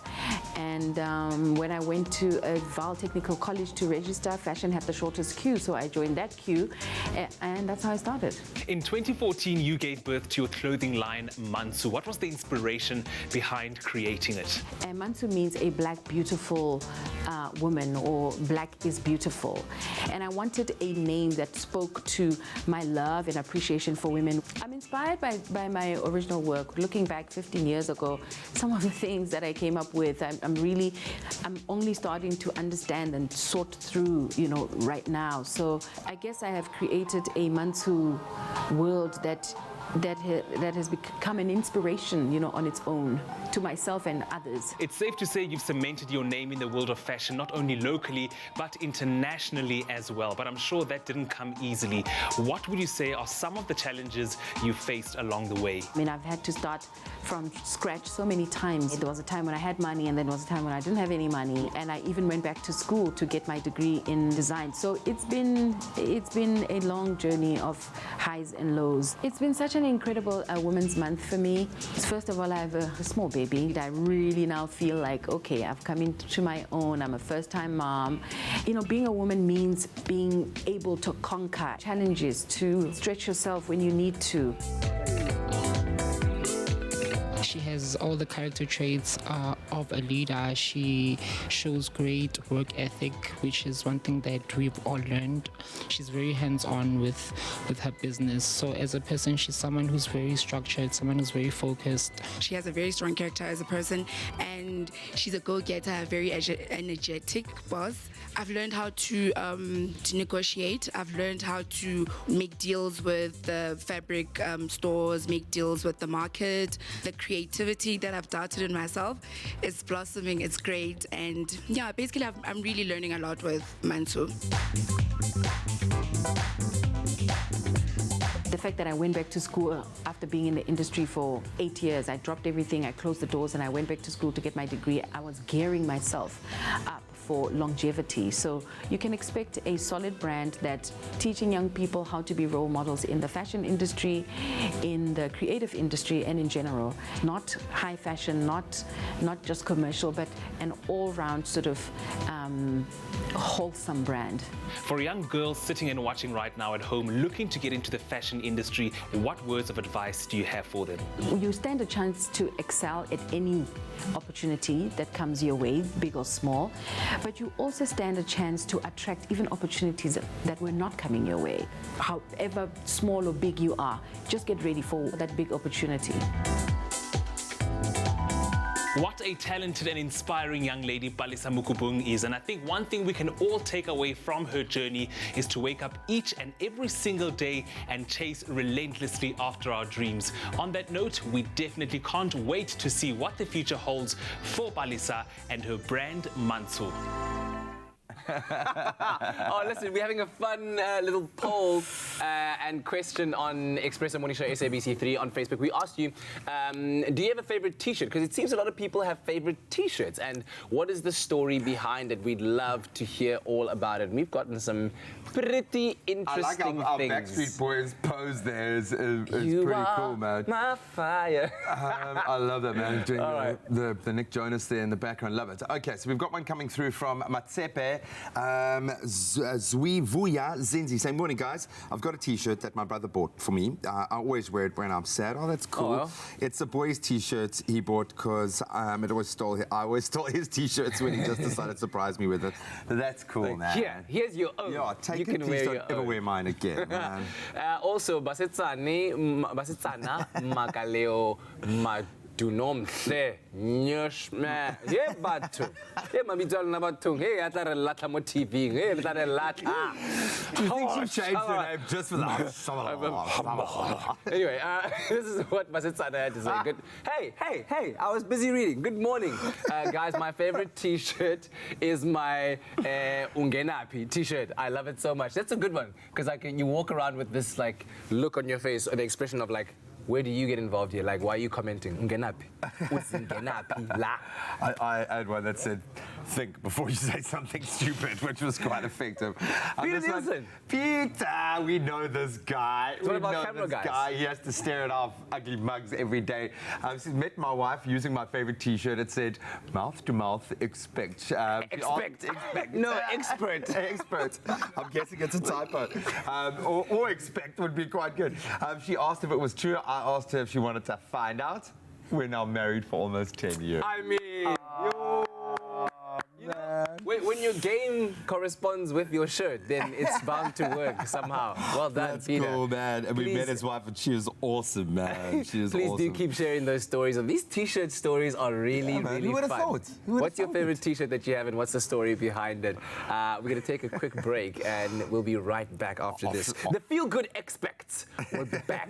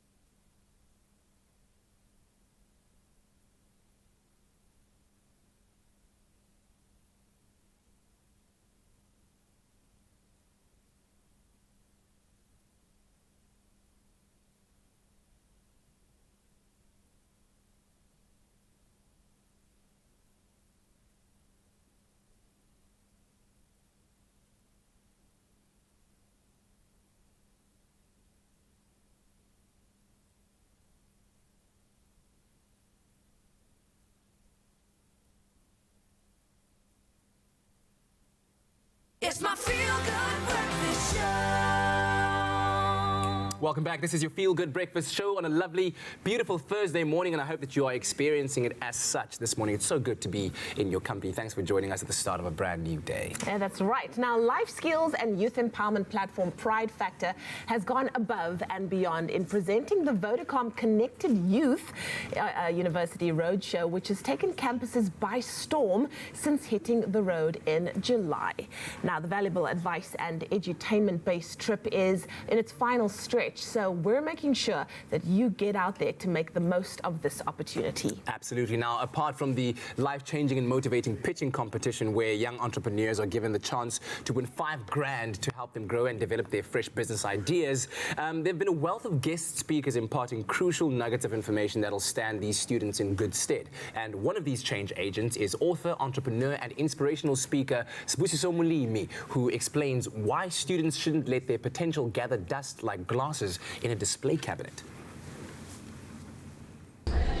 Inside the room, there are glasses. Right? Those glasses, you found them here. You're going to leave them here. But those glasses are put there for everyone to see, but they are never used. Let your talent not be like those glasses. Talent, express it and be amazed. Suppress it and be ashamed. Wow. Such a powerful way of delivering right that message, letting your talent lie there like a forlorn glass on a cabinet, gathering dust. Don't let, it's a beautiful thing that must be clean, polished, and showcased to the world so that it can do what its purpose is. Don't hide it away, use Absolutely. it. Yeah. Now, expanding on that message, Sibusiso further advises that in order to maximize on your talents, it's vital to always be prepared. Yeah, I think the biggest message that we're bringing across is get ready. You know, make sure that every single time you get an opportunity, you make the most out of it. But you only make the most of an opportunity when you're preparing for it before the opportunity comes. So we're equipping you in terms of entrepreneurship, in terms of financial literacy. The opportunity is going to come. You are going to work, you're going to become an entrepreneur. But when that opportunity comes, are you making use of it? That's why in my talk and my keynote, I say to them, they've got to work on their mindset to make sure that when the opportunity comes, or if there's a failure or if there's a rejection, they're able to bounce back. So the big message is stay ready so that you don't have to get ready. Sure, that is such an important thing. It is, absolutely. Come on now. So take the opportunity and stay ready with the last week of Connected Youth's University Roadshow. Industry mavericks like TV chef and entrepreneur Hezron Lowe and the doyen of PR in South Africa, Farah Fortune, have already imparted their evocative tips with other exciting speakers like media personality Simizium Hlongo and radio personality DJ Miss Cosmo, still to come up on the lineup. That's amazing. So keep up with the Roadshow on your social media by following #ConnectedYouth and stay abreast of Pride Factor's activities by also heading over to their website, which is pridefactor.co.za. We truly hope that this is an enriching program for you to attend that unlocks that potential and allows you to let your talent shine for the world to see. Well, there's no doubt about it. Running a small business is not easy, and small business owners every single day, they face a range of challenges. These ranging from a lack of experience running a business or having no mentorship or no resources. Now, Grandpa is hoping to change this through the Grandpa Spaza Academy. They're doing such incredible work in these communities, impacting small business owners and showing them how they too can take their business to the next level.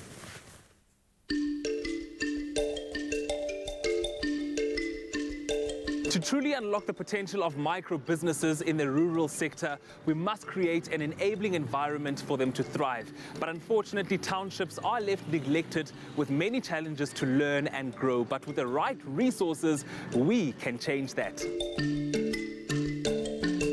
Tanya, talk to us about the challenges facing micro businesses. One of the challenges being, with these large-scale retailers moving into the township environment, they're offering very competitive pricing, which makes it very difficult for these small business owners. The cost of these rising fuel price really has this major crippling impact on their business. The prevalence of crime really is a hindrance to their success. They don't have access to a lot of financial support, which makes it very difficult in building a business. It's something that is very important that a lot of these small business owners and spaza shop owners really lack is this business skills and know-how. And this is really a fundamental barrier to them in propelling their business forward and really growing a sustainable business for the future. How are these addressed through the Grandpa Spaza Academy? These spaza shop owners enroll and not only get skilled, they get exposed to topics such as marketing. How do I build stock? How do I manage inventory, cash flow, all of that, all the basics to run a business for the future. But what really makes a massive difference in their lives is this Grandpa Spaza Shop program really gives them the confidence to believe in themselves and believe that they can move their business forward and become a stronger, bigger, better success in the future. With skills training programs such as the Grandpa Spaza Academy, we can overcome some of these challenges. Pearl, how has your experience been like dealing with the empowerment and development of small business owners in the township? We go into areas where you find businesses that have been running for 20 years and still don't really make the kind of profit that they intend on making.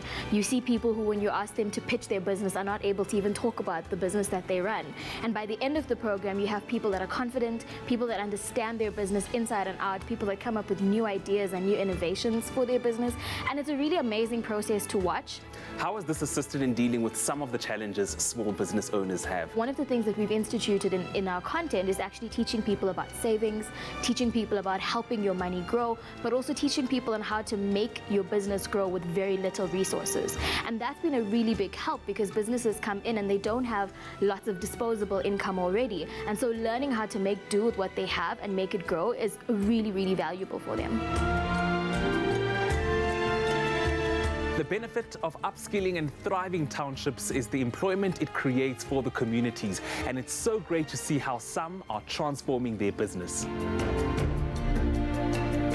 Olani, you were part of the previous Grandpa Spaza Academy program. Can you tell us a little bit more about it? The program was groundbreaking and it was exciting. I learned a lot from that program. How did it feel winning the second prize? I was very happy because it's going to go a long way in assisting me, improving my business. Grandpa Spaza Academy program has changed the way I think instead of looking for solutions outside my business, first I must start within my business, using the skills and the people that I have within my business to improve.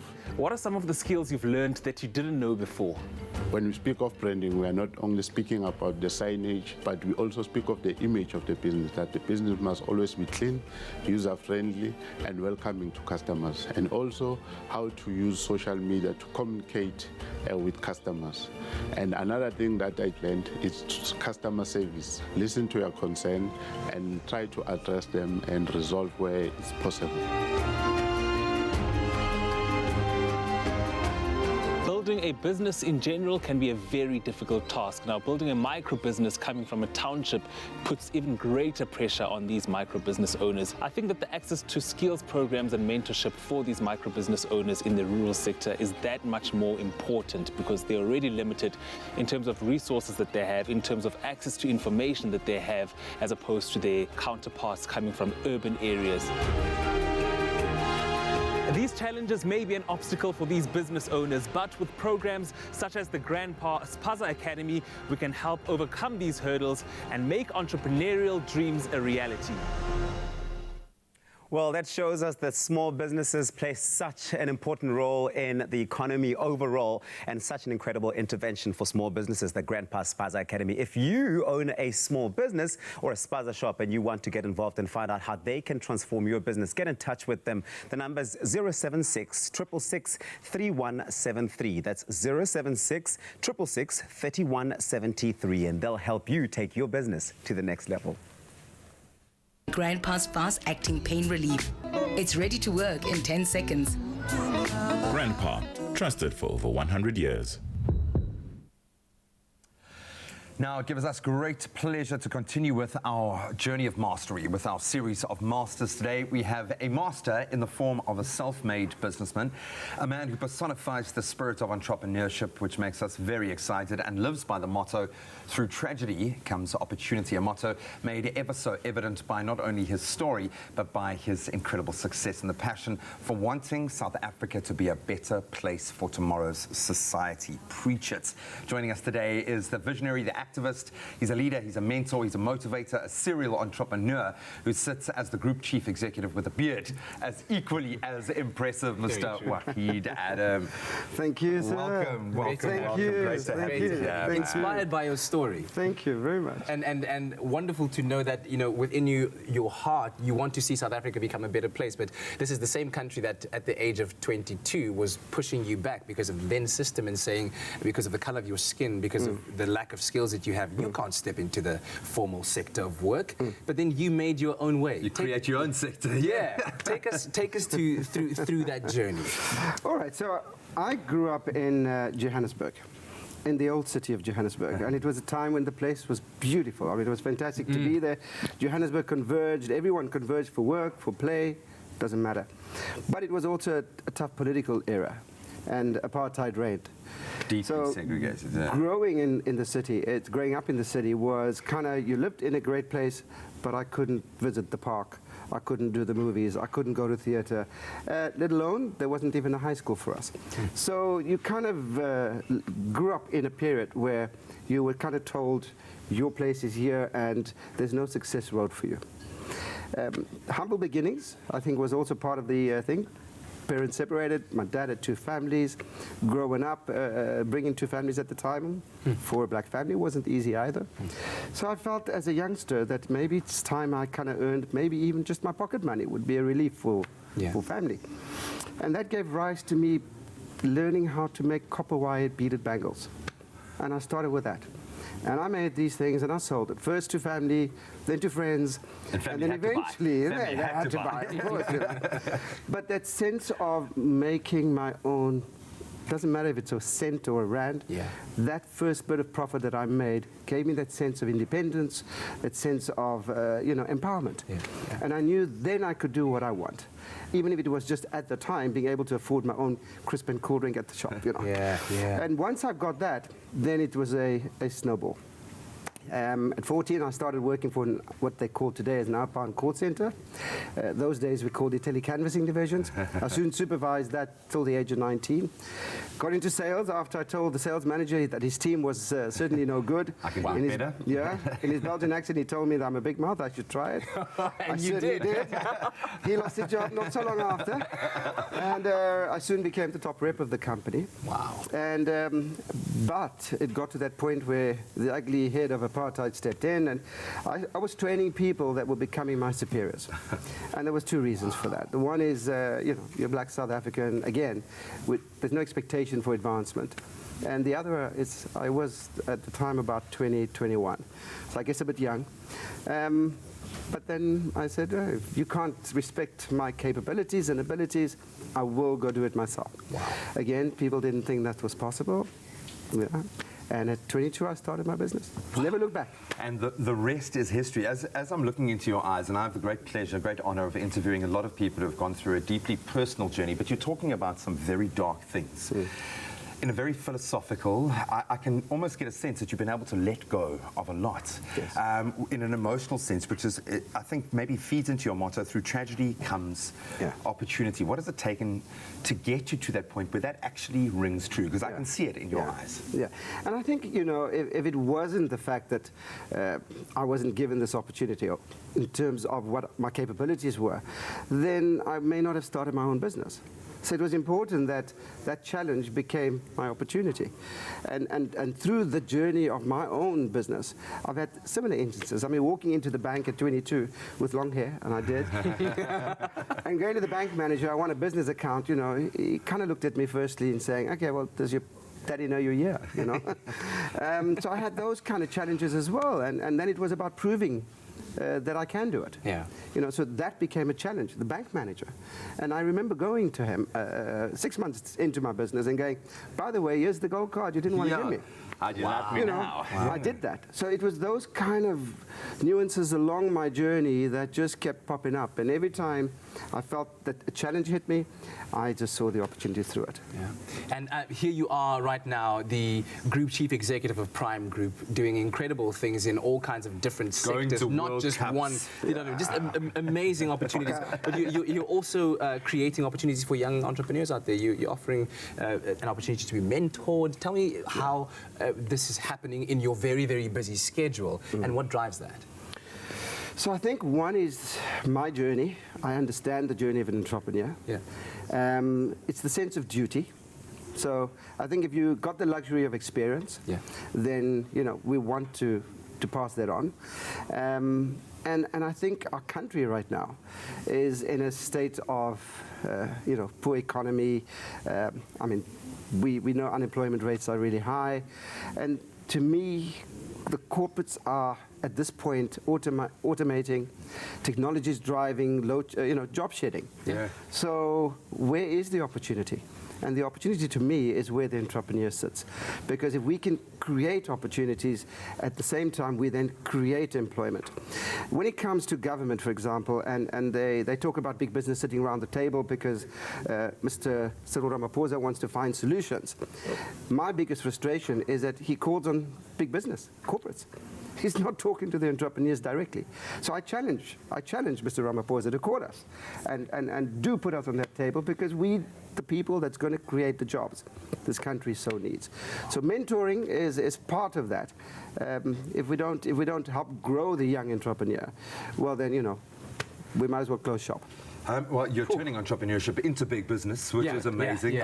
Thank you for mentoring us for the last 5 minutes. I think these are the moments that Kat and I live for in this space. It really is amazing to feed off that energy. Thank you so much. And for everything that you do, not just for sharing that today with us, but I think sharing on a far larger scale what it means to truly master your own destiny. I know we're using big concepts, but that's what it's about.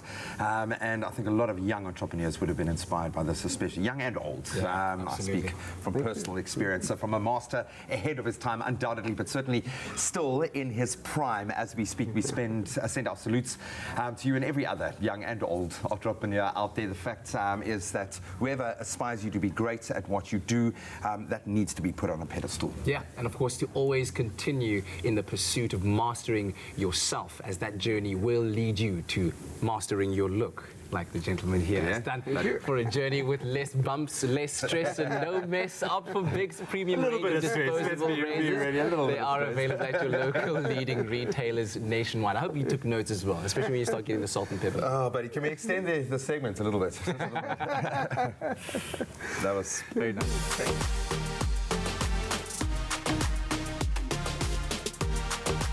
Master your look with Big Flex.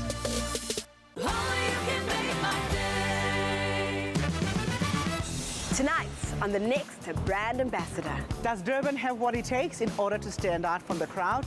Too many people want to insert their spices into the biryani. No one is listening to me, so I decided to walk out. By this stage, it's the Wild West. What is going on? My heart literally sunk. That's not what we agreed upon. He doesn't belong here. Ooh, the clothes are coming out. That's the next brand ambassador, tonight at 7:30 p.m. on SABC3.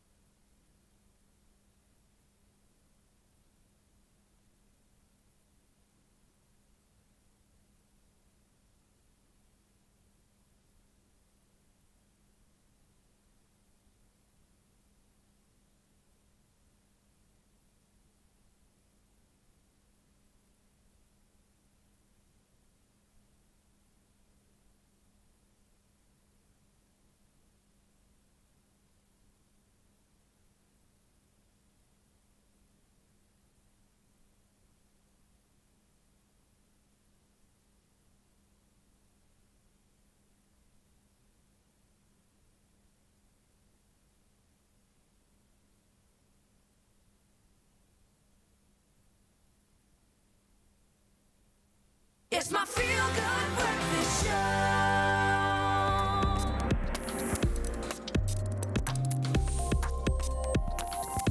So inspired. Can I just say, like, and I mean, it's not lip service to have a gentleman like Wahid in our space to be able to feel that. That's why we do this job, really. Yeah, hey? yeah. I'm so inspired. So thank you so much to him, Mr. Wahid Adam, for inspiring us. Let's inspire you with some tech news. What's happening in the world of tech, This is quite an interesting one, man. Yeah, absolutely. So the three big digital assistants have been put against each other time after time. And of course, that being said, with Google Assistant, Apple and Amazon always updating them with more smart and new features. It's always interesting to see how their performances change over time. So in the latest round of research from Loop Ventures, it appears that Google Assistant is smarter than the rest, and by some distance at that as well. Yep. Okay, so the research, they asked assistants the same 800 questions. Quite a nice litmus test there, and then measured the level of comprehension. So Google Assistant is smarter than both the other assistants in both understanding the queries as well as delivering the correct answer. Wow. Hey? Yeah, it also seems that only digital assistant, or it's the only digital assistant that understood 100% of the request. That is absolutely amazing. So that's zero frustrating, because how frustrating it is when you're like, no, and then eventually you do it yourself. Yeah. The largest disparity was Google's outperformance in the commerce category, correctly answering 92% versus Siri, who answered only 68%, and Alexa, 71%. Alexa, why are you not better than Google? I don't understand the question. Do you use these digital assistants? That's the big question. What has your experience been like? I know, do you rock the assistant? Mine is bomb in the car. When I get in the car and then I literally just, because obviously the phone's plugged into the system, flick the middle little console and it goes, and I go, find airport. Yeah. Like literally 2 seconds. the nearest options. It's amazing. I love it. The names that when I save a person's name on my phone library for their contacts, that's where the problem is, because I have funny ways, clearly, of saying, so the phone's like, I cannot find a Gertrude 9 on the... So I think that's where I've got to improve. Maybe we need to improve, not our digital assistants. Yeah, but do let us know. Those are some of the interesting stories out of the world of technology. And let us know, do you use any of the assistants that we've been speaking about, and how effective do you find them integrating into your life? Are they, in fact, making life easier for you? Get an insurance quote and stand a chance to win one of 6 Samsung S10 smartphones. Simply SMS the keyword INSURE to 31492 for a callback and quote, and you could be a winner.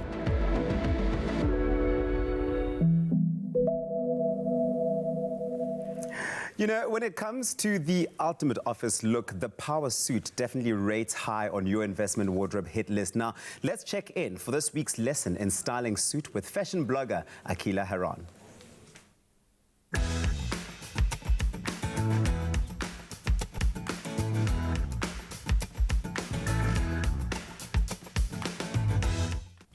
Skip Washing Liquid and Siemens washing machines understand just how precious your wardrobe is to you, which is why we're starting this fashion care series called Investment Dressing every Thursday here on Expresso Show.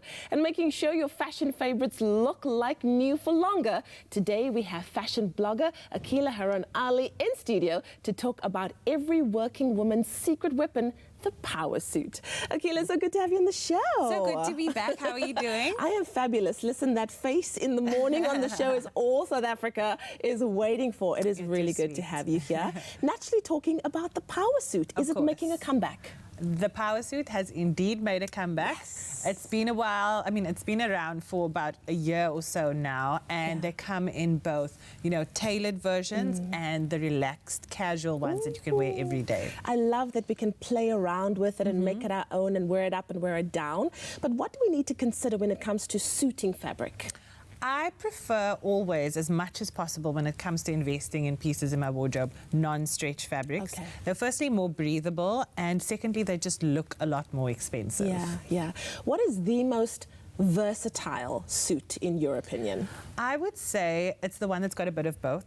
So the relaxed fit, definitely, that's a bit more, you know, casual, a bit looser, not as tailored and structured, but still with almost a formal look fabric. So your pinstripes, there's that grey check that's been everywhere for quite some time now. Because the great thing about this is that you can wear it, you know, for work or play, you can wear it together, and then you can also separate it and only wear the blazer maybe with some denims, or wear the trousers with a shirt for work, or even just with some sneakers. I love pairing it with just some white sneakers and a white tee. I think it looks so cool. I love that you're talking about that, because sometimes wearing a suit can make you look a little bit stuffy and you want to maybe wear it down. And today you really can, because there's no rules anymore in fashion, right? What is your best tip for getting that right? You know, have fun. Have fun with what you wear and be comfortable and have your clothing fit you properly. I think a lot of women, you know, they stress about what size they are. You know, they'll be like, oh, I used to be a size small. Now I'm a medium or I'm a large. I don't care. I buy large, I buy extra large. I just look in the mirror, and if I look cute, that's all that matters. I like it. From tight to oversized, you really could do whatever you want to do. Oh, Akila, you are the best. I'm so happy that we have the experts with us every single Thursday.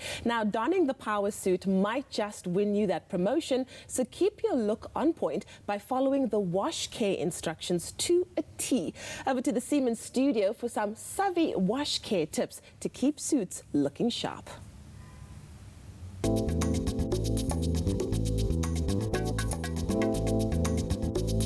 Taking care of dark garments can be quite a mission. That is why I am here with Nicole Driver from Siemens for her to give us some expert advice on how to keep your darks looking as good as new. There is absolutely nothing more frustrating than buying a power suit only to have it be ruined in the wash. What program settings would you recommend we use? What's very important with your power suit is always to consider the different materials that it's made of. We recommend that you follow the garment care instructions very carefully. It's also very important to make sure that you're washing the jacket with the slacks or the skirts. This will make sure that you don't see a color differentiation between the two garments. Is there a detergent that you would recommend we use in order for us to keep our garments dark, wash after wash? Siemens recommends using the Skip Perfect Darks. Most power suits are always a black or a nice dark navy. This detergent will ensure that the color is maintained and that fading won't happen. Skip Perfect Dark removes dirt and stains without damaging the fabric. It also helps prevent fading, so your clothes will look like new for longer. Skip Liquid does not leave behind any residue, so you can rock your dark garments confidently wash after wash. Don't forget to check the care label for more information on how best to take care of your clothing.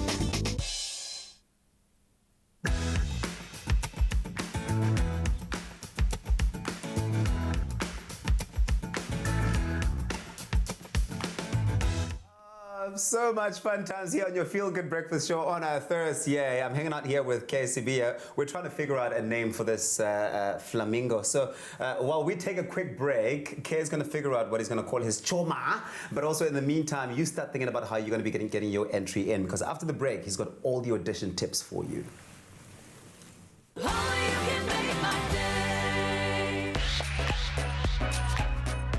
Hi, my name is KCB and I pretend to be other people for a living. Come find your smooth fame and fortune on tropical island of Treasure, Curacao. I'm in Aquarius, I love water. I'm excited to be there. I love the ocean, so I'm super stoked. Apparently there's gonna be a lot of bathing costumes and bathing suits and activities and tropica. I actually stayed in an island for 3 months and that was super dope. So I'm super stoked to be going to another island. What I'm looking for in the perfect partner is someone who compliments me in every sense of the word. I need someone who's level-headed, patient, witty, strong, physical. Are you the one? To join me on the island, all you have to do is buy a bottle of Tropica, follow the entry details, upload a video of yourself telling me why you'd be my ideal partner. Upload it on social media, Instagram, Twitter, and Facebook. Hashtag TIOT9. And you could join me in paradise and find smooth fame and fortune.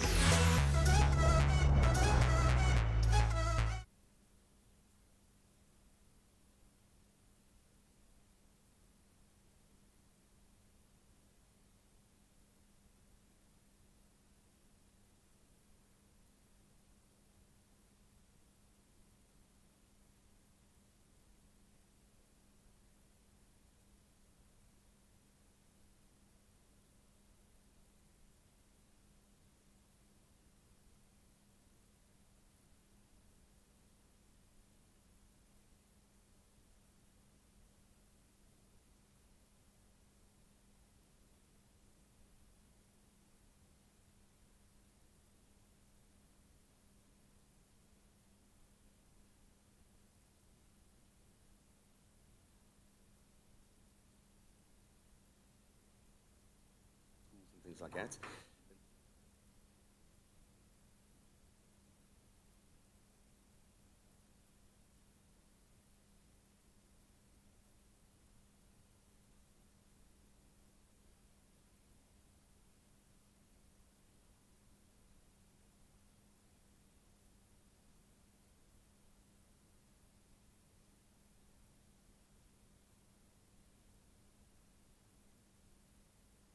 It's my feel-good breakfast show. Okay, welcome back to your Feel Good Breakfast Show, a Thursday morning filled with inspiration, man. Really, igniting conversations behind the scenes. People are doing amazing things, and we hope to bring you enlightenment of that, educate you on that, and hopefully ignite something in you that might be nation building, world building. Yeah, man, if you're looking for United those States of opportunities right now, you can take a look at the news, see if that sparks something in your mind. In the national news this morning, the Gauteng High Court in Pretoria has set aside the findings of the Arms Deal Commission of Inquiry with costs. The commission, chaired by Justice Willie Sariti and set up in 2011 by former President Jacob Zuma, found no evidence of corruption in the deal. Parliament's Standing Committee on Public Accounts yesterday reached an agreement with a special investigating unit to refer various cases to the unit for investigation. On the international front, Nigeria has now gone 3 years without a case of polio, putting it on the brink of being declared free of the disease. In 2012, the country accounted for more than half of all polio cases worldwide. US President Donald Trump yesterday called the Danish Prime Minister, Mette Frederiksen, nasty after she rebuffed his idea of buying Greenland, calling it absurd. And then finally, every dog has its day. For a shelter dog in Arizona, that day has come. He has landed a starring role in the upcoming Disney live-action remake of Lady and the Tramp. Now, Monty, who is a 2-year-old terrier mix, was at Halo Animal Rescue in Phoenix with hundreds of other dogs. Shelter workers noted that Monty was super friendly, loved greeting people and giving kisses, and loved attention. So when animal trainers came scouting from Hollywood, Monty was a perfect fit to play the Tramp. The K9 cast of the live-action remake of Lady and the Tramp features real-life rescue dogs, and according to Disney, all the rescue dogs featured in the film found forever homes when the production ended. Well, that was your 8 o'clock news update. Here's a final look at what's happening in the world of sport with Graham.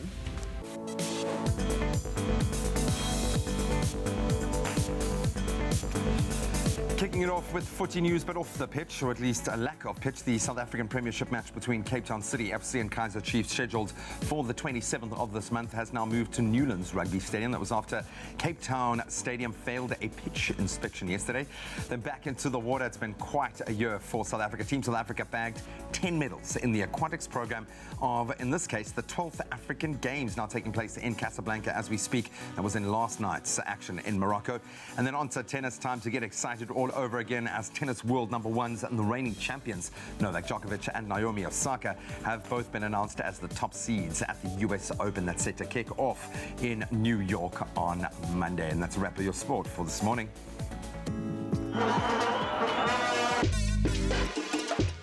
Money, money. Money, money. Just after 8 o'clock. Thank you so much, G-Man. Let's take that final look at your roads. Starting off in Gauteng, out in Bedford View on the N3 southbound, there has been a multi-vehicle accident. That's before the Gilulus interchange, obstructing the left lane. So please approach with caution. In the Western Cape, in Mitchell's Plain, there is protest action on the R300 route. That's before Mitchell's Plain. 2 lanes are currently blocked between the N2 highway interchange and Stock Road. Heavy delays can be expected as a result, so please do make use of an alternative route this morning.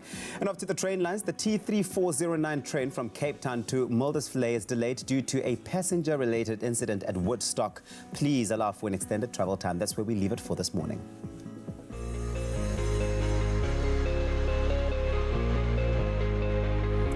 And now we take a look at your weather, but first a look at those sunrise pictures you've sent through. Thank you so much to Vilma Liederman for your sunrise from Fontaine in the Western Cape, and Linda McMillan for your sunrise picture from Durban, as well as Fatah Khan for your sunrise picture from Richards Bay. Lastly, Gary Okamp, thank you so much for that sunrise picture from East London. Absolutely beautiful photographic work. Love it.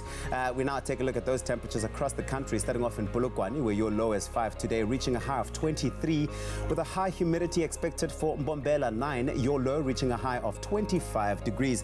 Pretoria, your low is 9 and you will peak at 25 degrees with plenty of sunshine expected for Johannesburg, 8, your low reaching a high of 23. If you're out in Mahikeng, 7, your minimum reaching that maximum of 25 degrees. A nice and sunny day over there. Klerksdorp, 7 and 4, and you will peak at 25 degrees with Kimberley at 6, your low reaching a high of 27 degrees. The lowest temperatures in the country today, that's Bloemfontein, 2, your low reaching a high of 24. A northeasterly wind traveling at 13 kilometers per hour. That's Richards Bay today, 13 and 27. Pietermaritzburg, you will start off at 11, peaking at 29 degrees with high humidity expected for Durban today, 16, low and your high 25. Mthatha, 6 and 29. East London, 14, your minimum and your max 30 degrees with a cold start to the morning for Craddock, 4 and 31, your max. Port Elizabeth, 13 and 28. If you're out in George, your low today is 9, reaching temperatures of 26 degrees with Sutherland expecting northwesterly winds traveling at 18 kilometers per hour. 5 is your minimum and your maximum 24 degrees. Mother City, Cape Town, 11 and 20. Worcester, 8, peaking at 29 with Springbok pulling through with the highest temperatures in the country today. 11, your minimum and your maximum is 31 degrees. A nice and sunny day over there for you. And lastly, Uppington, 11, your low reaching that high of 29 degrees. That's where we leave it for this morning. No matter the weather, make it a feel-good type of day. And it certainly is a feel-good type of day. And calling attention to all puzzle solvers out there, champion swimmers, gym bunnies, hey, ordinary people from all across South Africa. The question is, are you dreaming of winning smooth fame and fortune and a share of 1 million rand as a grand prize on the island of Curacao? Well, I'm joined this morning by KCB, who is one of our 6 celebrity contestants on Tropical Island of Treasure Season 9, to share some of his key tips and tricks on how you can make your audition video stand out and hopefully pull his attention. Because he's a man worthy of your attention. Along with his sidekick. I can never forget the sidekick. Does this sidekick have a name? I was hoping that the viewers and the audiences back at home could help us with the name, because we've been struggling. We've been really struggling. Okay, we'll find a name for the sidekick there. I see that you've been sharing some of the entry videos that you've seen online. What have you thought about them so far? Oh man, they were epic. They were epic. There were some that were very generic. Yeah. And there's some that really stood out for me. I don't know if I can mention any names though, but like, man, there's this guy called King Party. King Party, shout out to you, my brother. I loved your video. His energy down. Right. So definitely did the things that you were looking to have. Definitely. And to everyone out there who hasn't entered yet, why do you think smooth fans should enter Tropical Island of Treasure Curacao? I mean, apart from the fact that there's a lot of Tropica, it's a vacation, man. You get 3 weeks on a beautiful island. I mean, crystal clear beaches, turquoise waters, white sands. Like, what else do you want? Yeah. And then there's also the 500K up for grabs. I mean, a lot of fun to be had along with that as well. So how are you preparing yourself for the challenge of You keep asking island? me this question. Yeah, you got to tell me about that. I want to know what you're going through. I mean, obviously, by the looks of the pictures, you're ready, you know? Sun's out, guns is out. Cover that. You know, are you just standing in great shape the whole time, or what are you doing? Man, it's genetics. What can I say, man? I woke up like this, B. You can see this crowd. So I'm just working on getting a license for those guns, though. You know? Yeah. Keep them on safety and such. No, but for real though, what are you doing? Because I know that you're quite a busy man. What are you doing to keep yourself in shape and be ready for everything that the challenges have to offer? Can I just call out my personal trainer? Please do. At Zweli Dube, if you are watching this bar 4, I'm waiting. Dololo. That came with my regime. My regime, Dololo, Zweli, I am waiting. Oh, so he's keeping you on hold right now. Because what to pay a personal trainer is like, how can you pay a personal trainer if you know me, Bafo? But me, Dololo. Back national TV, really. I'm sure he's going to respond to that. But having a look at your promo video, among all the other 6 celebrity contestants, you are the one who just comes off as being very smooth, very chilled. Can I stand? Okay. Can I stand for this? Say that one more time. The question I want to ask you is, what tips and tricks and advice do you have for someone out there compiling their entry video, if they also just want to make it stand out, first of all, but also just be as cool and calm and collected as you are on camera? Number 1, be yourself. Yeah. Number 2, have fun. And what I would do if I was a contestant that is entering, I would, 1, watch all the videos that have been submitted, see what I could do differently, and then like put a little twist to it to stand out. And most importantly, please have a passport. If you don't have one, get one. Okay, that's a very valid point over there. And of course, have a sense of humor, because that's what you are looking for. I'm all about that life. In a teammate. Excellent stuff. So if you want to join Team Peach, then record a video of yourself describing how you would outsmooth your competition on the island. Then load the video onto Instagram, Twitter, or Facebook with hashtag TIOT9. And it could be you winning smooth fame and fortune in this season of Tropical Island of Treasure Curacao. So let your followers know, let your family know, get them to retweet it, share that audition video, spread the word. And of course, T's and C's and more information can be found on tropica.co.za.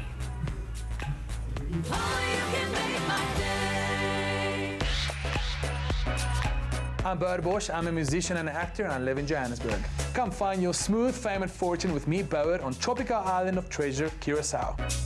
All you need to do, you buy a Tropica, you follow the entry details on the back of the bottle, you make a video, you upload it to Twitter or Facebook or Instagram with the hashtag TIOT9 and tell me why you want to be on my team, and then you could be winning fame and fortune with me on Tropical Island of Treasure, Curacao.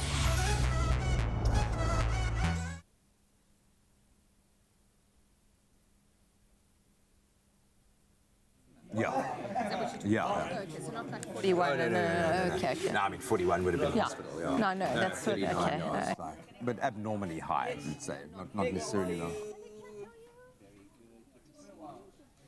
Hey, nice to meet you. Kay's a new papa. Okay, Brand new papa. Picture? Yeah, of course. Is it finally? What did you order? Bacon. Damn. Bacon. Just bacon. Must be nice. Yeah, listen to a word all day. Thank you. Where are we all sitting? I think Kay is going to be... Where's Kay sitting? Okay, there, next to me. Cool. Is this both of us? Both of you. Yes. You're all parents. Monique was saying yesterday we should put Phoenix in a, what's it, the secret life of 5-year-old, 6-year-old kind of crash. I love that. I love that. It's the funniest, most revealing thing, eh? Why are we hearing ourselves in like... in our ears? It's crazy. Bring us in? Yeah, we'll do that. What? Are we hearing ourselves on the floor?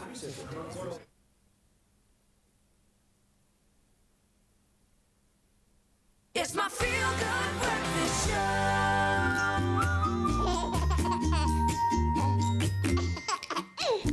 Let that laughter fill your belly and just fill you with joy on your Feel Good Breakfast show on this Thursday morning. Thanks for joining us. It's so good to be in your company, yeah?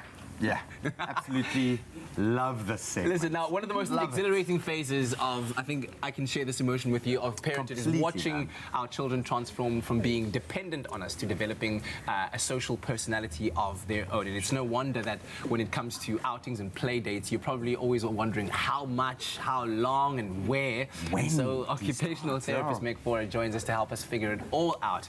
And also joining us on the couch, new daddy, KCB. So this is Baby Talk, one of our favorite segments. I'm sure, as you can tell, Kay. I can see the joy. We now, between the three of us, represent kind of a beautiful life cycle of being a dad, being a parent, of that gorgeous life. We are in a very self-indulgent way. Meg has guided us through this entire process. As much as you think it's for you guys, the viewer, he's for us, man. It's for us. We love it, and I mean, it's hilarious. Jack has been sick so often since going to play school. We've been trying to organize a play date between Phoenix, and I'm like, I'm not going to be the little carrier monkey that gets the sickness over. But it's a difficult thing when you start, because you want to get your kid out there to experience life, to be social, to develop those key skills. When do we start? What is the right age to enter into the social world? Yeah. So, Kay, your little one's really little. I mean, like 5 weeks, 6 weeks, huh? 1 month and 2 days. Okay, so still counting in weeks. But remember, men don't speak week, eh? That's the only woman understand week. A month and 2 days. He's got the days. So that age is too little for big outings. And we say that for two main reasons. So one is because of sharing germs. We don't want little ones of that age getting sick because they stop feeding and then sleep goes out the window. So that's definitely not an age for outings. And also because of overstimulation. Your little baby is really susceptible to becoming overstimulated at this age. They've come from this like intrauterine world that's protected and calm and it's cocooned. And now suddenly, if you take them out to the shopping centres and to expos and to really lively events, they actually do become overstimulated. So little babies, less is more. When it comes to outings. For you, Kay, it's been a month and a few days. Have your social habits changed? Has anything significant changed in your social life? Yeah, I mean, with technology now, our partners can express. So we take turns. Like there's daddy's night, there's daddy's day, where like it was the whole day, and we take turns. So as opposed to the conventional way of your partner waking up throughout the night, now she can sleep one day, you wake up the next day, and we just take turns to alternate like and that's where the joy is. I mean, like even changing a nappy as a dad becomes quite a bonding experience. And it's an achievement. And it's an achievement. 100%. And you get so jelly when the mom does it, because like you don't want the baby to be so attached to the mom, because you want to create that bond as well. So like, nappy just like, I got it. And I laughed like the first time, because I also didn't want to be one of those that kept Jack away from the real world. So we kind of got him out and about fairly early, because I wanted him to just breathe in that space. But I would walk in front of that pram like, get away from my baby. What are some cool activities? What is a good, positive way to introduce introduce Baba into the world. Yeah. So nature's always the best place. Yeah. So get out with the pram, put your baby in the carrier, whatever it is, get out for a walk. Particularly if there are mums who are at-home mums or dads, get out in the late afternoon because you get kind of that cabin fever by the end of the day. Take mum out for a walk, man. Never mind, Baba. Yeah. So get out in nature. That's for sure. And then if you are going to go into social environments, try and keep it in people's homes rather than, for instance, restaurants, because in a person's home, there's always a room where you can retreat to with the baby and that you can go and feed them or calm them down or whatever. So those are the better places to go if you've got very little babies for outings. Yeah, and Kay, I think one of the things that myself and Monica, always like going back and forth about is how we integrate our social lives into our friends' lives in order to kind of keep some form of normalcy going, right? How do you manage it in your life? I haven't got it yet because I get a whole lot of requests. Can we come see Baba? Everyone thinks they're auntie. Everyone thinks that they're the godmother and the godfather. So there's no normalcy as yet. I'm hoping that will kick in after 3 months because also there's like a line to be drawn. It's not. And there's no pressure. It's not a zoo. It's not a zoo, you know. I need to draw that line as well because, people take offense. Like, no, please don't kiss my baby. Please don't hold my baby. Sanitize. Alcohol at the door. Like, they don't get it as yet. So it's hard to keep that normalcy and just to draw a line. So it's better to just stay away. Yo, guys, I'm the worst when it comes to that because I'm always like, please understand that this is our baby, not yours. This is our baby. So when I do say don't kiss my baby, then don't. It's just please I'm don't. sorry, Yeah. just don't. But I mean, we've being in the public space as well. I mean, I've had people just come up to the stroller and just open it up and lean it. And I mean, never mind me. You know, my girl will.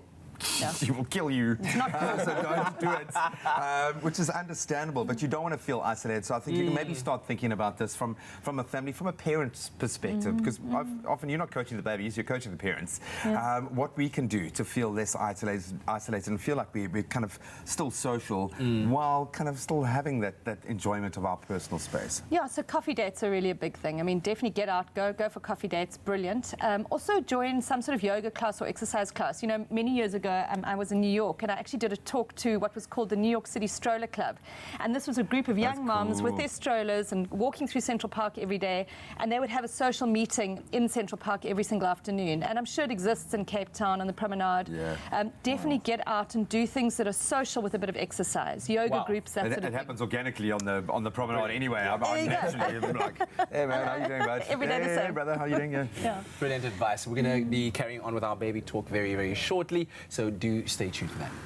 But we also want to inspire that culture of reading. So reading to the babies and the kids is also such an equally important thing. Just a couple of weeks ago, we were honored to have literary icon Gqina Mhlophe, Mum Gqina Mhlophe, in studio to read to us and share stories from McDonald's new exclusive series of books. It's called The Treetop Twin Adventures that are now being given with Happy Meals around the country. And this past weekend, she made a very special visit to the Ronald McDonald House at the Nelson Mandela Children's Hospital, where she treated the little ones to a magical story time session. And how lucky are they? A treat of coffee also. Thanks, Princess. Molweni, that's correct. Molo or Molweni. And in Sesotho? Sure. Dumelang, yes, Dumelang. Ha!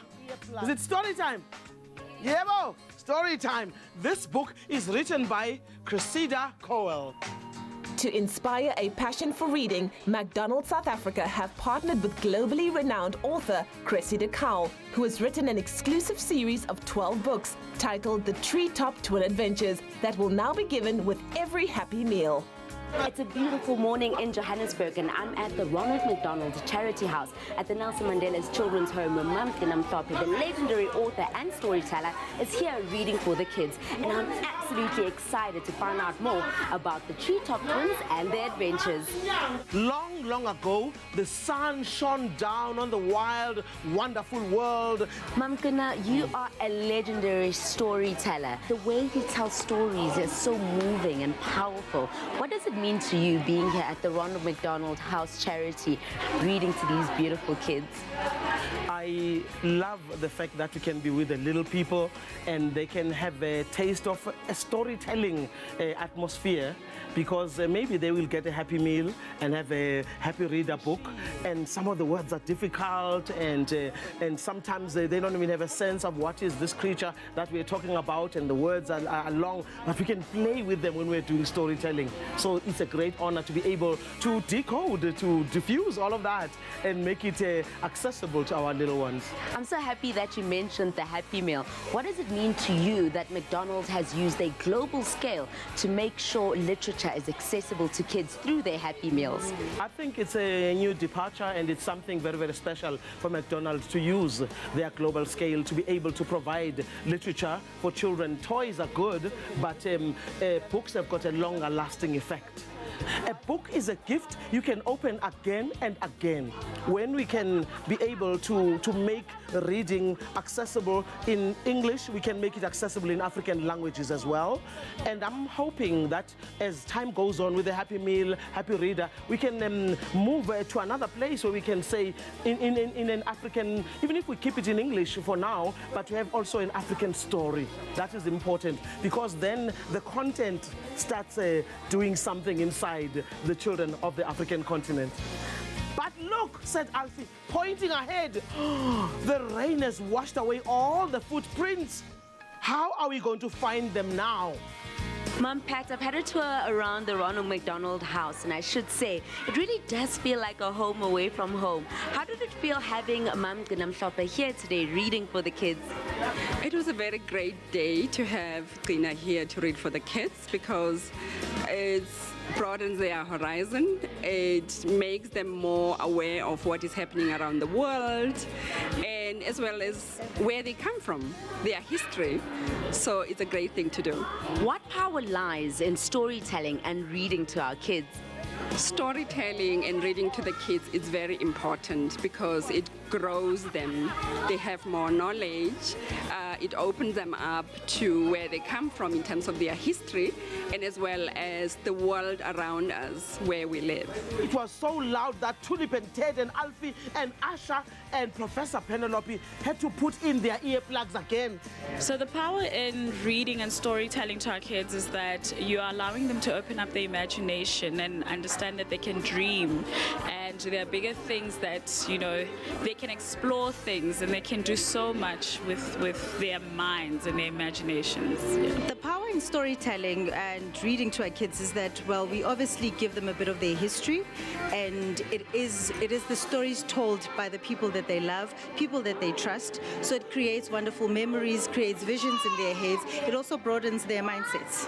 It is very important to allow them to also know that they need to tell their stories, and that all starts from when they're this small. So giving them the opportunity to read so that they know how to then express themselves when it's their turn to write books, which I hope he does, which would be awesome. I always like reading because I always like to read this book. And I always do a good job. I think the power of storytelling and reading to kids is to enlighten them. It's to evoke some form of creativity, but more importantly, to bring a sense of togetherness. So as part of the Happy Meal Readers program from McDonald's South Africa, and in our partnership with Mum Gina, this is just the perfect way for us to bring families together. That's what I call a happy reader. Bravo! Today was absolutely special and memorable. I really did enjoy Mum Ginamhlope's reading of the Treetop Twins' adventures, and I can't wait until more kids have this book in their hands. Happy Meals come with happy readers! Happy Meals come with happy readers! Oh, man, I love it. This is absolutely inspiring. Put your cell phone away and read for the kids every now and again. And this is such an incredible initiative by McDonald's. Love it. Exactly. And reading with a delicious cup of coffee, made with those 100% Arabica beans. Yeah, it's going in. Let It's me going tell down. ya, Going it's so down. good. We'll see you after the break. A taste loved by those who have tried it. McAfee, great coffee, simple. See you after the break.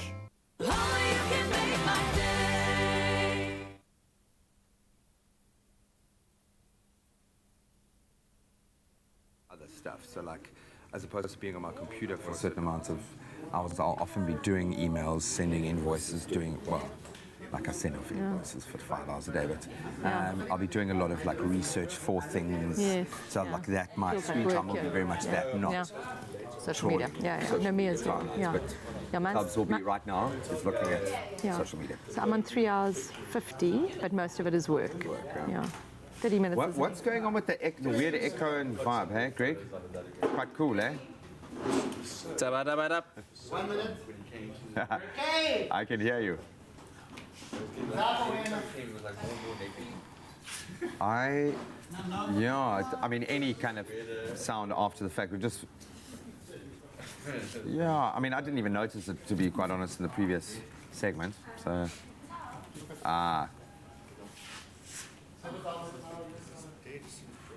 Yeah, try. Yeah.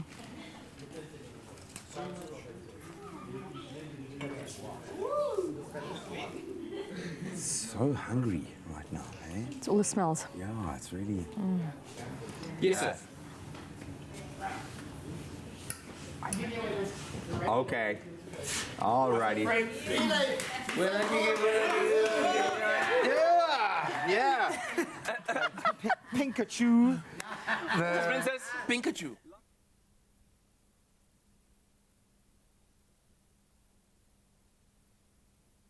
It's my feel-good breakfast show.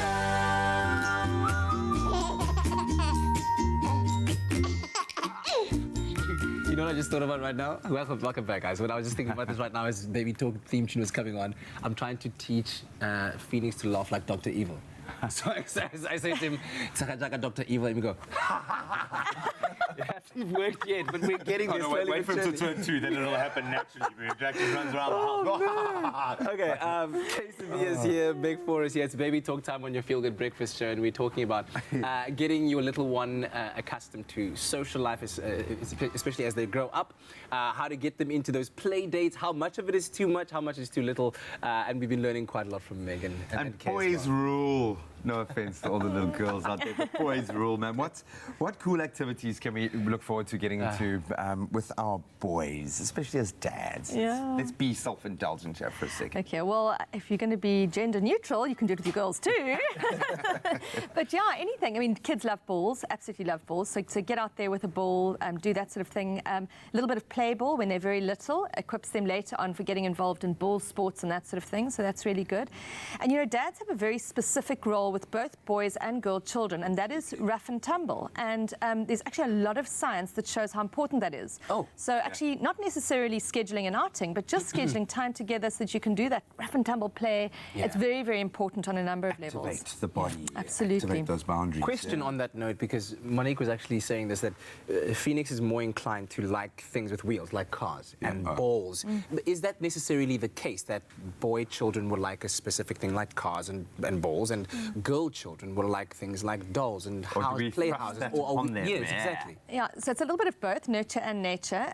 There are certainly differences in the female and male brains. That is research, we do know that. But having said that, we do tend to gender kind of stereotype our children from a very little age, you know. So we dress our boys in blue and our girls in pink, and before you know it, girls want to wear pink and boys want to play with cars. But I think that really from a little age we should expose them both to everything and watch for our little girls to love the wheels and the cars, because we need more female engineers, for instance. So yeah, I mean, I think be aware of it as a parent. It probably does come quite a bit from us, I think. Let's talk about time frame, and maybe this is something, because it's amazing how you start to map your life around your bubba and everything, especially with a new little one. Everything happens in really bite size, and you're like, onto the next thing. Do you feel like you've got a rhythm in your life? Do you feel like you're starting to get that rhythm now? Not at all. Not at all. Good answer. Between the sleepless nights and just trying to be a good dad, I went to a workshop. It's called the Dad Workshop last week with the dad coach. Have you heard of the dad coach? I attended something with Craig called the Dad Workshop. It was epic. So the only rhythm that we have, the only routine is our spa date. So I try to make sure that every week I attend those. We do 2 hydrotherapy sessions a week. So that's the only rhythm I have for now. But otherwise, I'm still reading books, Googling, playing it by ear. And What activities are you looking forward to exploring with your little boy once he comes age? broken arms, broken legs, heartbreak. I can't wait for him to come home and like literally rush him off to hospital to get a cast. Yeah. I want him to ride a bike into a wall and be like, Dad, I didn't know what was going to happen. I broke both of my arms at the same time. Okay, so this is what I'm anticipating. This is the joy. This is father speaking, I have to say, because a mum does not wish for that. Speak for yourself, man. Like, no. For me, we go to the Cairo and he gets examined and he cries on my chest and I'm nearly crying and I'm trying to like just sing to him to calm him down. But shield you, yeah. You know, so he had like a slight problem with jaundice. And putting him out in the sun every morning breaks my heart when he starts wailing. Because for the first 5 minutes he's okay. 10 minutes and the sun starts beating down on him, my heart breaks into pieces. Yeah, and now you can't wait for him to break his arm. But that's where we learn. We love it. I mean, too much of a good thing. There's a reason why that cliche exists. How much of a good thing is good for our child? When do we need to draw the line, and how do we manage their social time specifically with knowing what we do about the stimulation and what can hopefully not breaking any arms? But what are we kind of working towards as a good guideline? So when they're very little, then you're looking for very short periods of stimulation, and you're watching for signals a lot. So when they're little, it's more about watching your child. They're going to be individual. When you say very short, literally like minutes? So actually at 5 weeks old, you've literally got 45 minutes between sleeps. So they can really only be stimulated for about 10 minutes of that awake time because the rest is feeding and nappy changes and so on. So that's 10 minutes. It's very short stimulation. But what's quite interesting for your boys' ages is that when they start to socialize as toddlers, we often kind of overstay our welcome because we're so desperate for that social interaction with adults that we'll stick around for one more cup of tea or one extra beer. And actually we overstay our welcome because our little ones become overstimulated. Oh, wow. So I've got quite a nice rule of thumb that I use for toddlers, and that is 1 hour per year of their age in terms of length of their outing. So if your little one's 2 years old, then stay for 2 hours at an outing. Because the minute you've hit 2 hours, somebody's going to bite someone, somebody's going to hit someone, there's going to be tears. If they're 1 year old, pull it back to 1 hour. And if you stick with that, like at the end of 2 hours, you want to stay for that extra drink or whatever, say to yourself, I'm going to get home, you'll find that your play dates are much more pleasurable and your baby's less likely to have the temper tantrums and the behavior stuff. Sure, so from 8 years old, you can pull an all-nighter. Baby sleeping in the other room, you're enjoying life. First of all, thanks for talking to us like we have a social life, that we have any kind of life outside of baby and work, which makes me feel better. Dude, thanks for coming and sharing and being so candid. And I think you're off to a great start. I think you've got a rhythm already. You just haven't realized it, and you're smashing it, which is the most Thank you for letting me be part of the cool dad squad. I'm just like with the hot dads here on the couch. Hello. Thank you again for saying that, man. Thank you. You guys have made us feel so much better. But that's what it's about. It's about learning every day, dude. And I think on that note, you're smashing it. Absolutely. So well Thanks, done. Meg. Thanks, Kay. Tabzi, with a cheese club, it's your turn next. I've really had such a tough time this morning. Everyone behind the scenes. What do you mean? I'm massaging it. Why? Does it need that? Okay. Do I need that? Eh? Oh, fun times. Listen to your feel-good breakfast show. It's all love. Continues after the break, and we check out the latest in all the hottest trends men need to be looking out for when it comes to T-shirts. Exactly. We'll be right back after the break.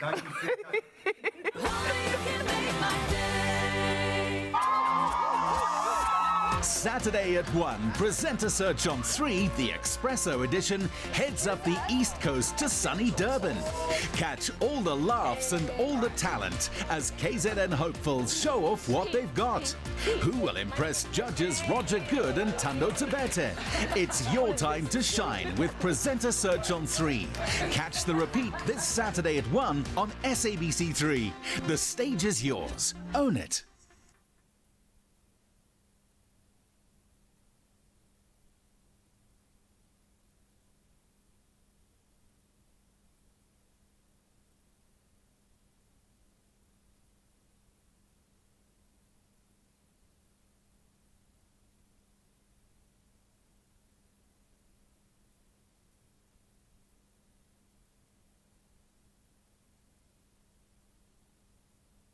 Hello. We're going to do eye candy. There's going to be nudity.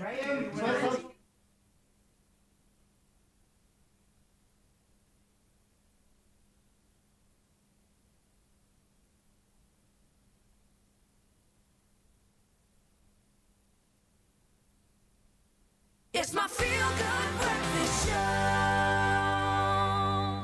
Welcome back to your Feel Good Breakfast Show. It's Expresso right here on SABC 3. Oh, not a lot of time left for your Feel Good Breakfast Show, but we're still gonna pack as much as we can because that's what we do. We like to bring you the good stuff. Yeah. And this morning we put up a post on social media. Yeah, we've been asking about your favorite T-shirt and been getting some really cool stories about people's emotional attachment to their T-shirts, and the backstories around some of these have been really cool. And we've got Jen Ninka, if that's right, weighing in, saying, good morning, lots of love. My favorite T-shirt is the one where my bestie and I have matching T-shirts. Very, very sweet. Lovely. Then Dylan Keenan Taibo saying, my Barcelona, or I've got to say Barcelona when you're talking about the footy club, T-shirt because I feel proud to wear it. Hashtag Expresso Show. I think I've got a couple of footy T-shirts. I know Cat's big on his different footy T-shirts. It is cool to wear one of those. Maybe a Bok jersey T-shirt. Still a T-shirt, isn't it? Hey? Yeah. Call it a jersey, but a T-shirt. Come on. Don't take it away from me. And then we've got Kanya Sila saying, my favorite T-shirt has a story that says, keep telling yourself that things are going to work out even when you don't know how. Oh, love it. Cool, well, thank you so much for that. Keep those comments coming and let us know about your favorite T-shirt and, of course, a beautiful memory. Send us a picture as well of your favorite T-shirt. Exactly. Yeah. But talking about T-shirts, we've got a very, very cool style update for you. Yes, it's time for that style update, our fashion flash, a quick trend roundup discussing top T-shirt trends for men. Ladies out there, get ready. The temperature is rising. There's going to be some eye candy up in here. That's not what I said. That's what it says. That's what Bronwyn promised us, but we don't know. Say that. Oh, yeah, that's but so funny. Look, our friendly fashion Miguel has selected a few new season's favorites in the men's life that your man's definitely going to need to have in his wardrobe right now. Yeah. You said the word eye candy, right? I said eye candy. It's a promise. We are I'm prepared. going to deliver. So we are prepared. Bronwyn, so let's start off first by talking about those 3 T's that you say are an absolute must-have this season. Yes, so the golfer is a really key one, and the Woolworths Tea Shop is like a really fabulous place to get yours. So we have our model Gandhi here to show us a really great style. Gandhi, you can come and join us. And here you can see the golfer in all its glory. I've chosen a really crisp white one. I've buttoned it up all the way to the top, paired it with a chino and a preppy sneaker, so it's got a nice sort of modern feel to it. So, you know, taken originally obviously from the Gary players and the Tiger Woods off the sports arena and now into high fashion. So what are some of the fresh and interesting and really exciting ways that guys can take the traditional golfer and make it really interesting? Yeah, well, this is one of the ways. You can wear it with a great jacket like yourself, Tubbs. You can wear it out. Again, you can wear it for a sort of a casual Friday, and then Gandhi can walk forward, and I'm going to show you the next one. Oh, Gandhi. Because that's one, right? So the golfer is number one. Number one. What's the second one that you have? Then Gandhi's going to come here in a second. He's actually going to take his shirt off here. Oh, really? On the screen. Because we're running out of time. Yes, so we're running out of time. Yes. Now here. So we're now going to show you the basic right next to me here, by me. By your what? Just by me here. Yes. Okay. And the white tee is a classic. It's the white crew neck T-shirt. It's really important. It's a must-have wardrobe item. It's a standard classic, but it's a little bit more fitted. And again, you can sort of tuck it in a little bit. Sure, from James Dean all the way to Trevor Noah, they've all exactly. So it's a real classic through the ages. And Marlon Brando, you know, the Steve McQueen, the basic white T-shirt is back. And it's amazing how with exactly the same outfit from the bottom up, you get almost a completely different look from the golfer. Totally different look, so not as sophisticated, a little bit more relaxed, more pared down, but also really nice for spring when it's a little bit cooler, or warmer, I should say, not as cool.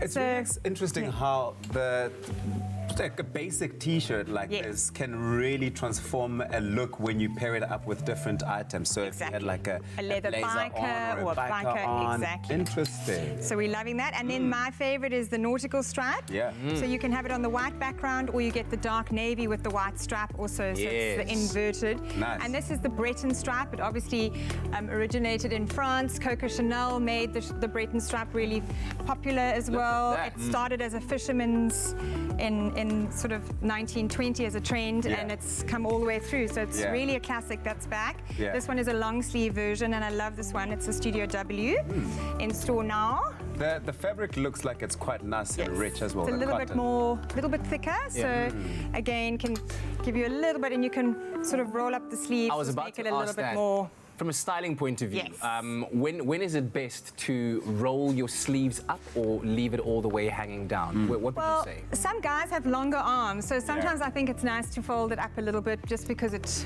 can excuse it if, you know, the sleeve's not as long as your wrist. Yeah. But it also just gives that sort of more stylish, relaxed feel. If you wear it, it's more effortless. It just gives it a lived-in feeling. Again, you could kind of lift some of it out a little bit. There's our eye candy girls. Hope you enjoy. See, that's how I would.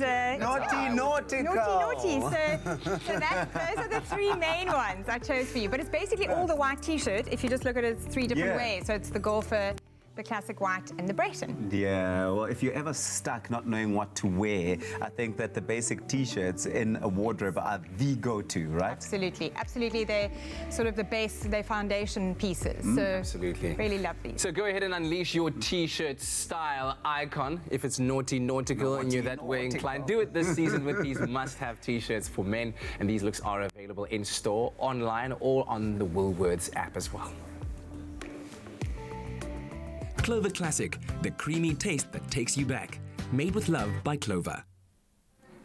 Well, we are back in our favorite part of the studio in the Expresso kitchen. And if you are in the mood for some meatballs, then I would highly suggest that you try what we are going to be making today because it is absolutely delicious. I'm talking about Clover lamb koftas. Now, these Middle Eastern inspired kebabs are packed with flavor and is perfectly partnered with a zesty Clover Classic yogurt-based sauce. And here to show us how to make it is Chef Stephen Fraser. Welcome back, Chef Stephen. Make some noise, everybody. The man is going to bring that protein into our lives. How are you? I'm very good, man. Thanks for having me back here. Always. How can we not? We're going to do a lekker lamb kofta today. Yes, please. And this is a lot of fun. So I'm going to start off with some mince. I've got some beautiful lamb mince here. Yeah. Then I've got some onion. I've got some quarter of an onion, 500 grams of the mince. I've got some garlic, one clove of garlic. Again, fine minced, nice and small going in there. Delicious. Then I've got some spices. I've got some cumin, 1 teaspoon of cumin, half a teaspoon of chili powder going in there. A nice little bite in there. Exactly, a bit of a kick, just not too strong, but just to kind of give it a little bit of a oomph. All right. Then some nice salt and pepper. Always remember a nice bit of salt when you work with mince. Yeah, you don't want it to be bland. Oh, bit of there's pepper. nothing worse than bland mince because there's no need for it. It really doesn't have to be that way. That's it. And then just give this a good mix in. You're trying to incorporate all those ingredients together. Yeah. All right, so while you're busy giving it a mix, Clover brings you Classic, a deliciously smooth and creamy-based dairy snack made according to Clover's very unique recipe. Now, it is a source of 10 vitamins, and the current Classic range is available in an array of delicious creamy flavors consisting of strawberry, mixed fruit, apricot, vanilla, and plain. Okay, I'm going to get my hands in here. Get in there, chef. Okay, so now I'm ready to actually make my kebabs. Yeah. So I've pre-soaked my sticks. It's always important to soak your sticks. Really? Why? Otherwise, especially when you're working with a braai or a grill, it's going to burn. So if you soak your stick, it's going to stop that from happening. That makes so much sense. And then after soaking them, give them a pat dry with a paper towel. Yeah. Just to kind of get rid of any excess water. Moisture, just so the mince will stick onto it a little bit better.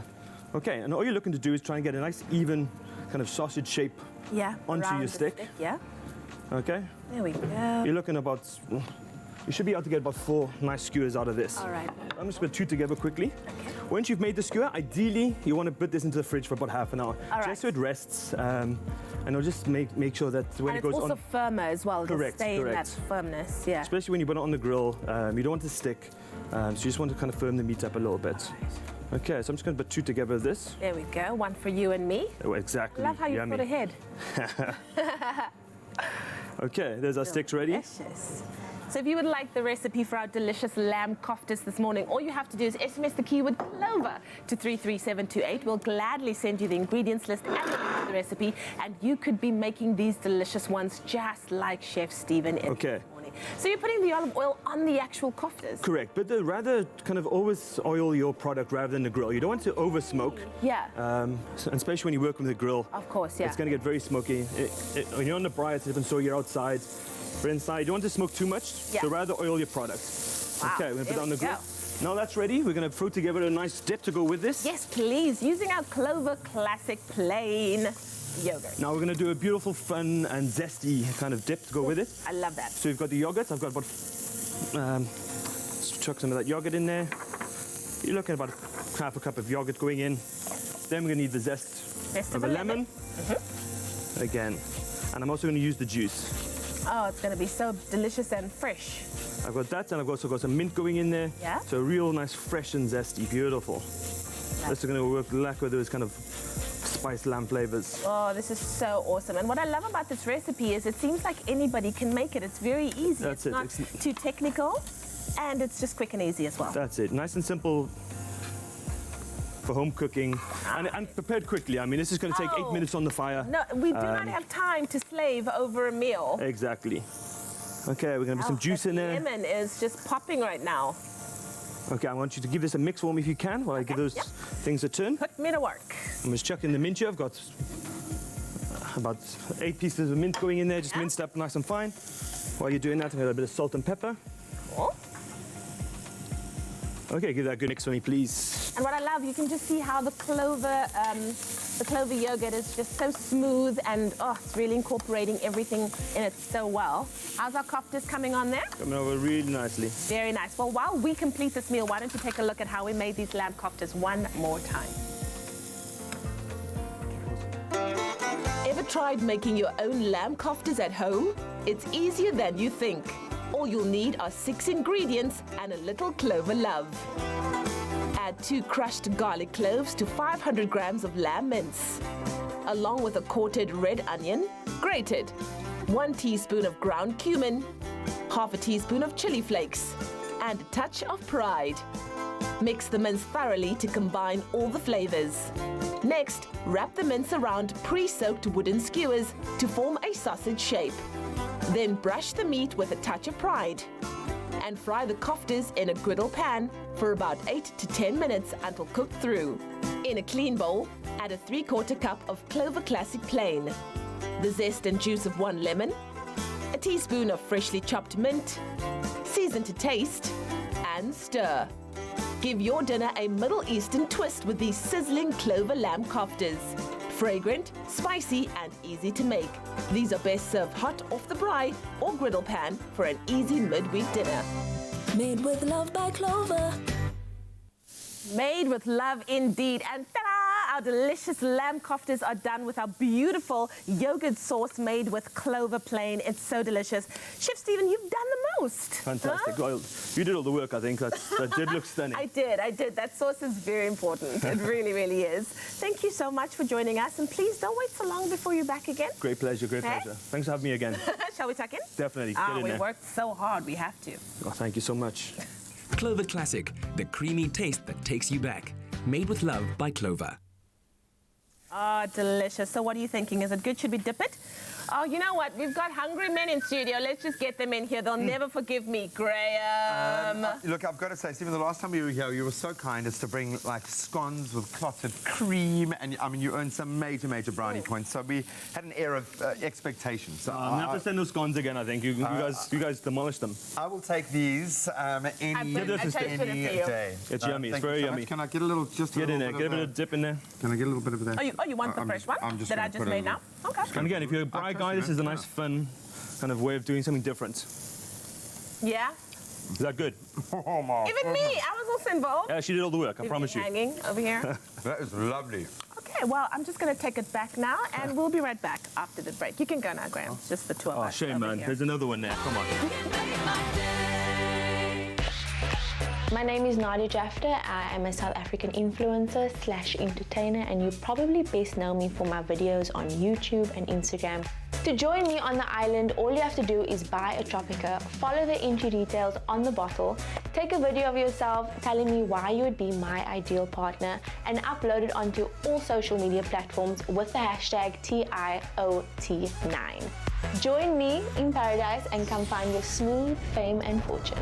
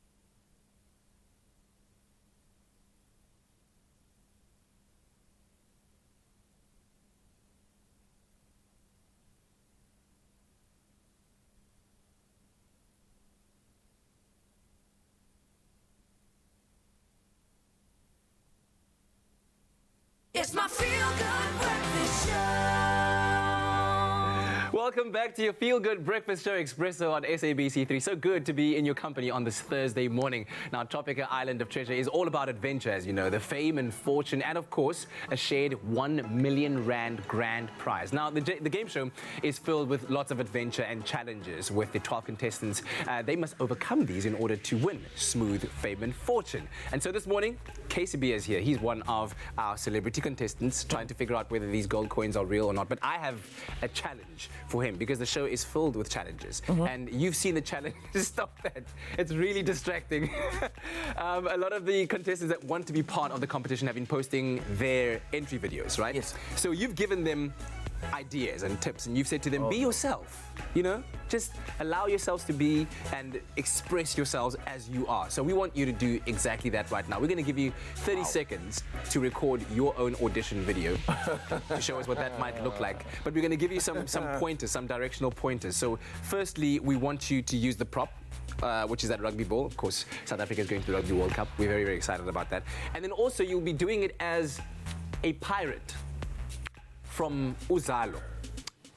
So you can imagine the character of a pirate in Uzalo, that particular person. And you now need to convince Kay, who's going to be watching this on Instagram, that he needs to choose you to be part of Team Peach. And of course, work in the humor, because you want somebody to be humorous in your team, right? Pirate on Uzalo. Yeah, a pirate on Uzalo. Yeah. Who has an accent from Curacao. What does a Curacao accent sound like? Figure it out.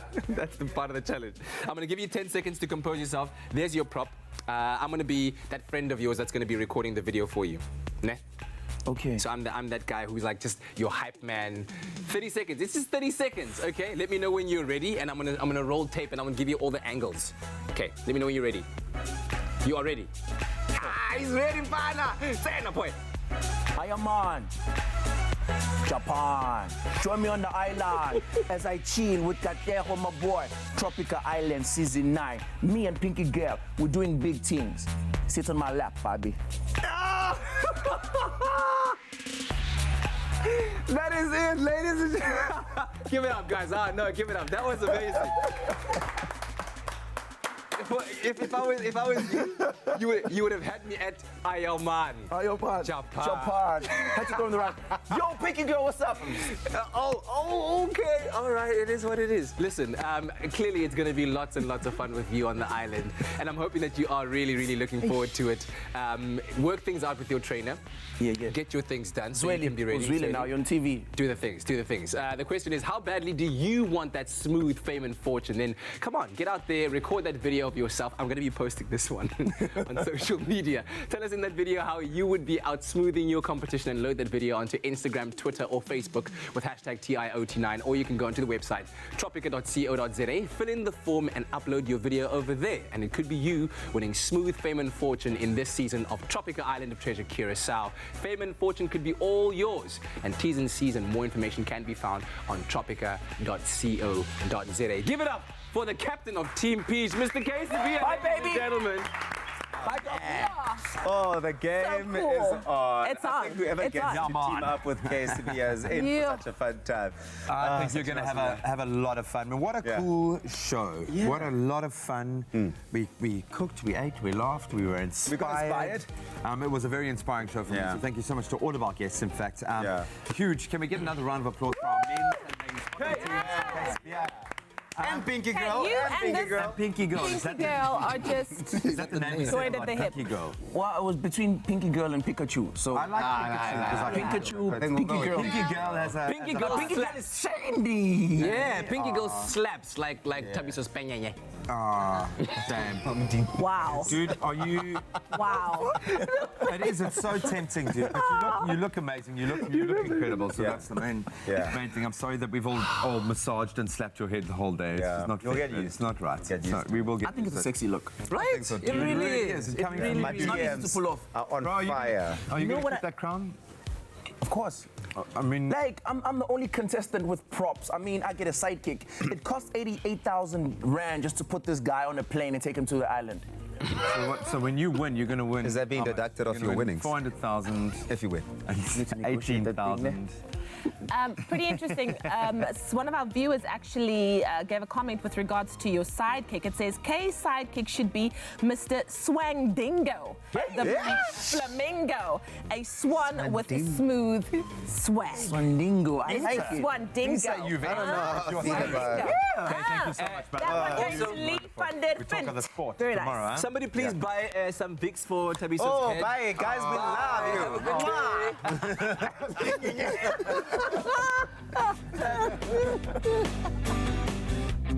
Expresso Morning Show, made with love by Clover. Another feel-good production.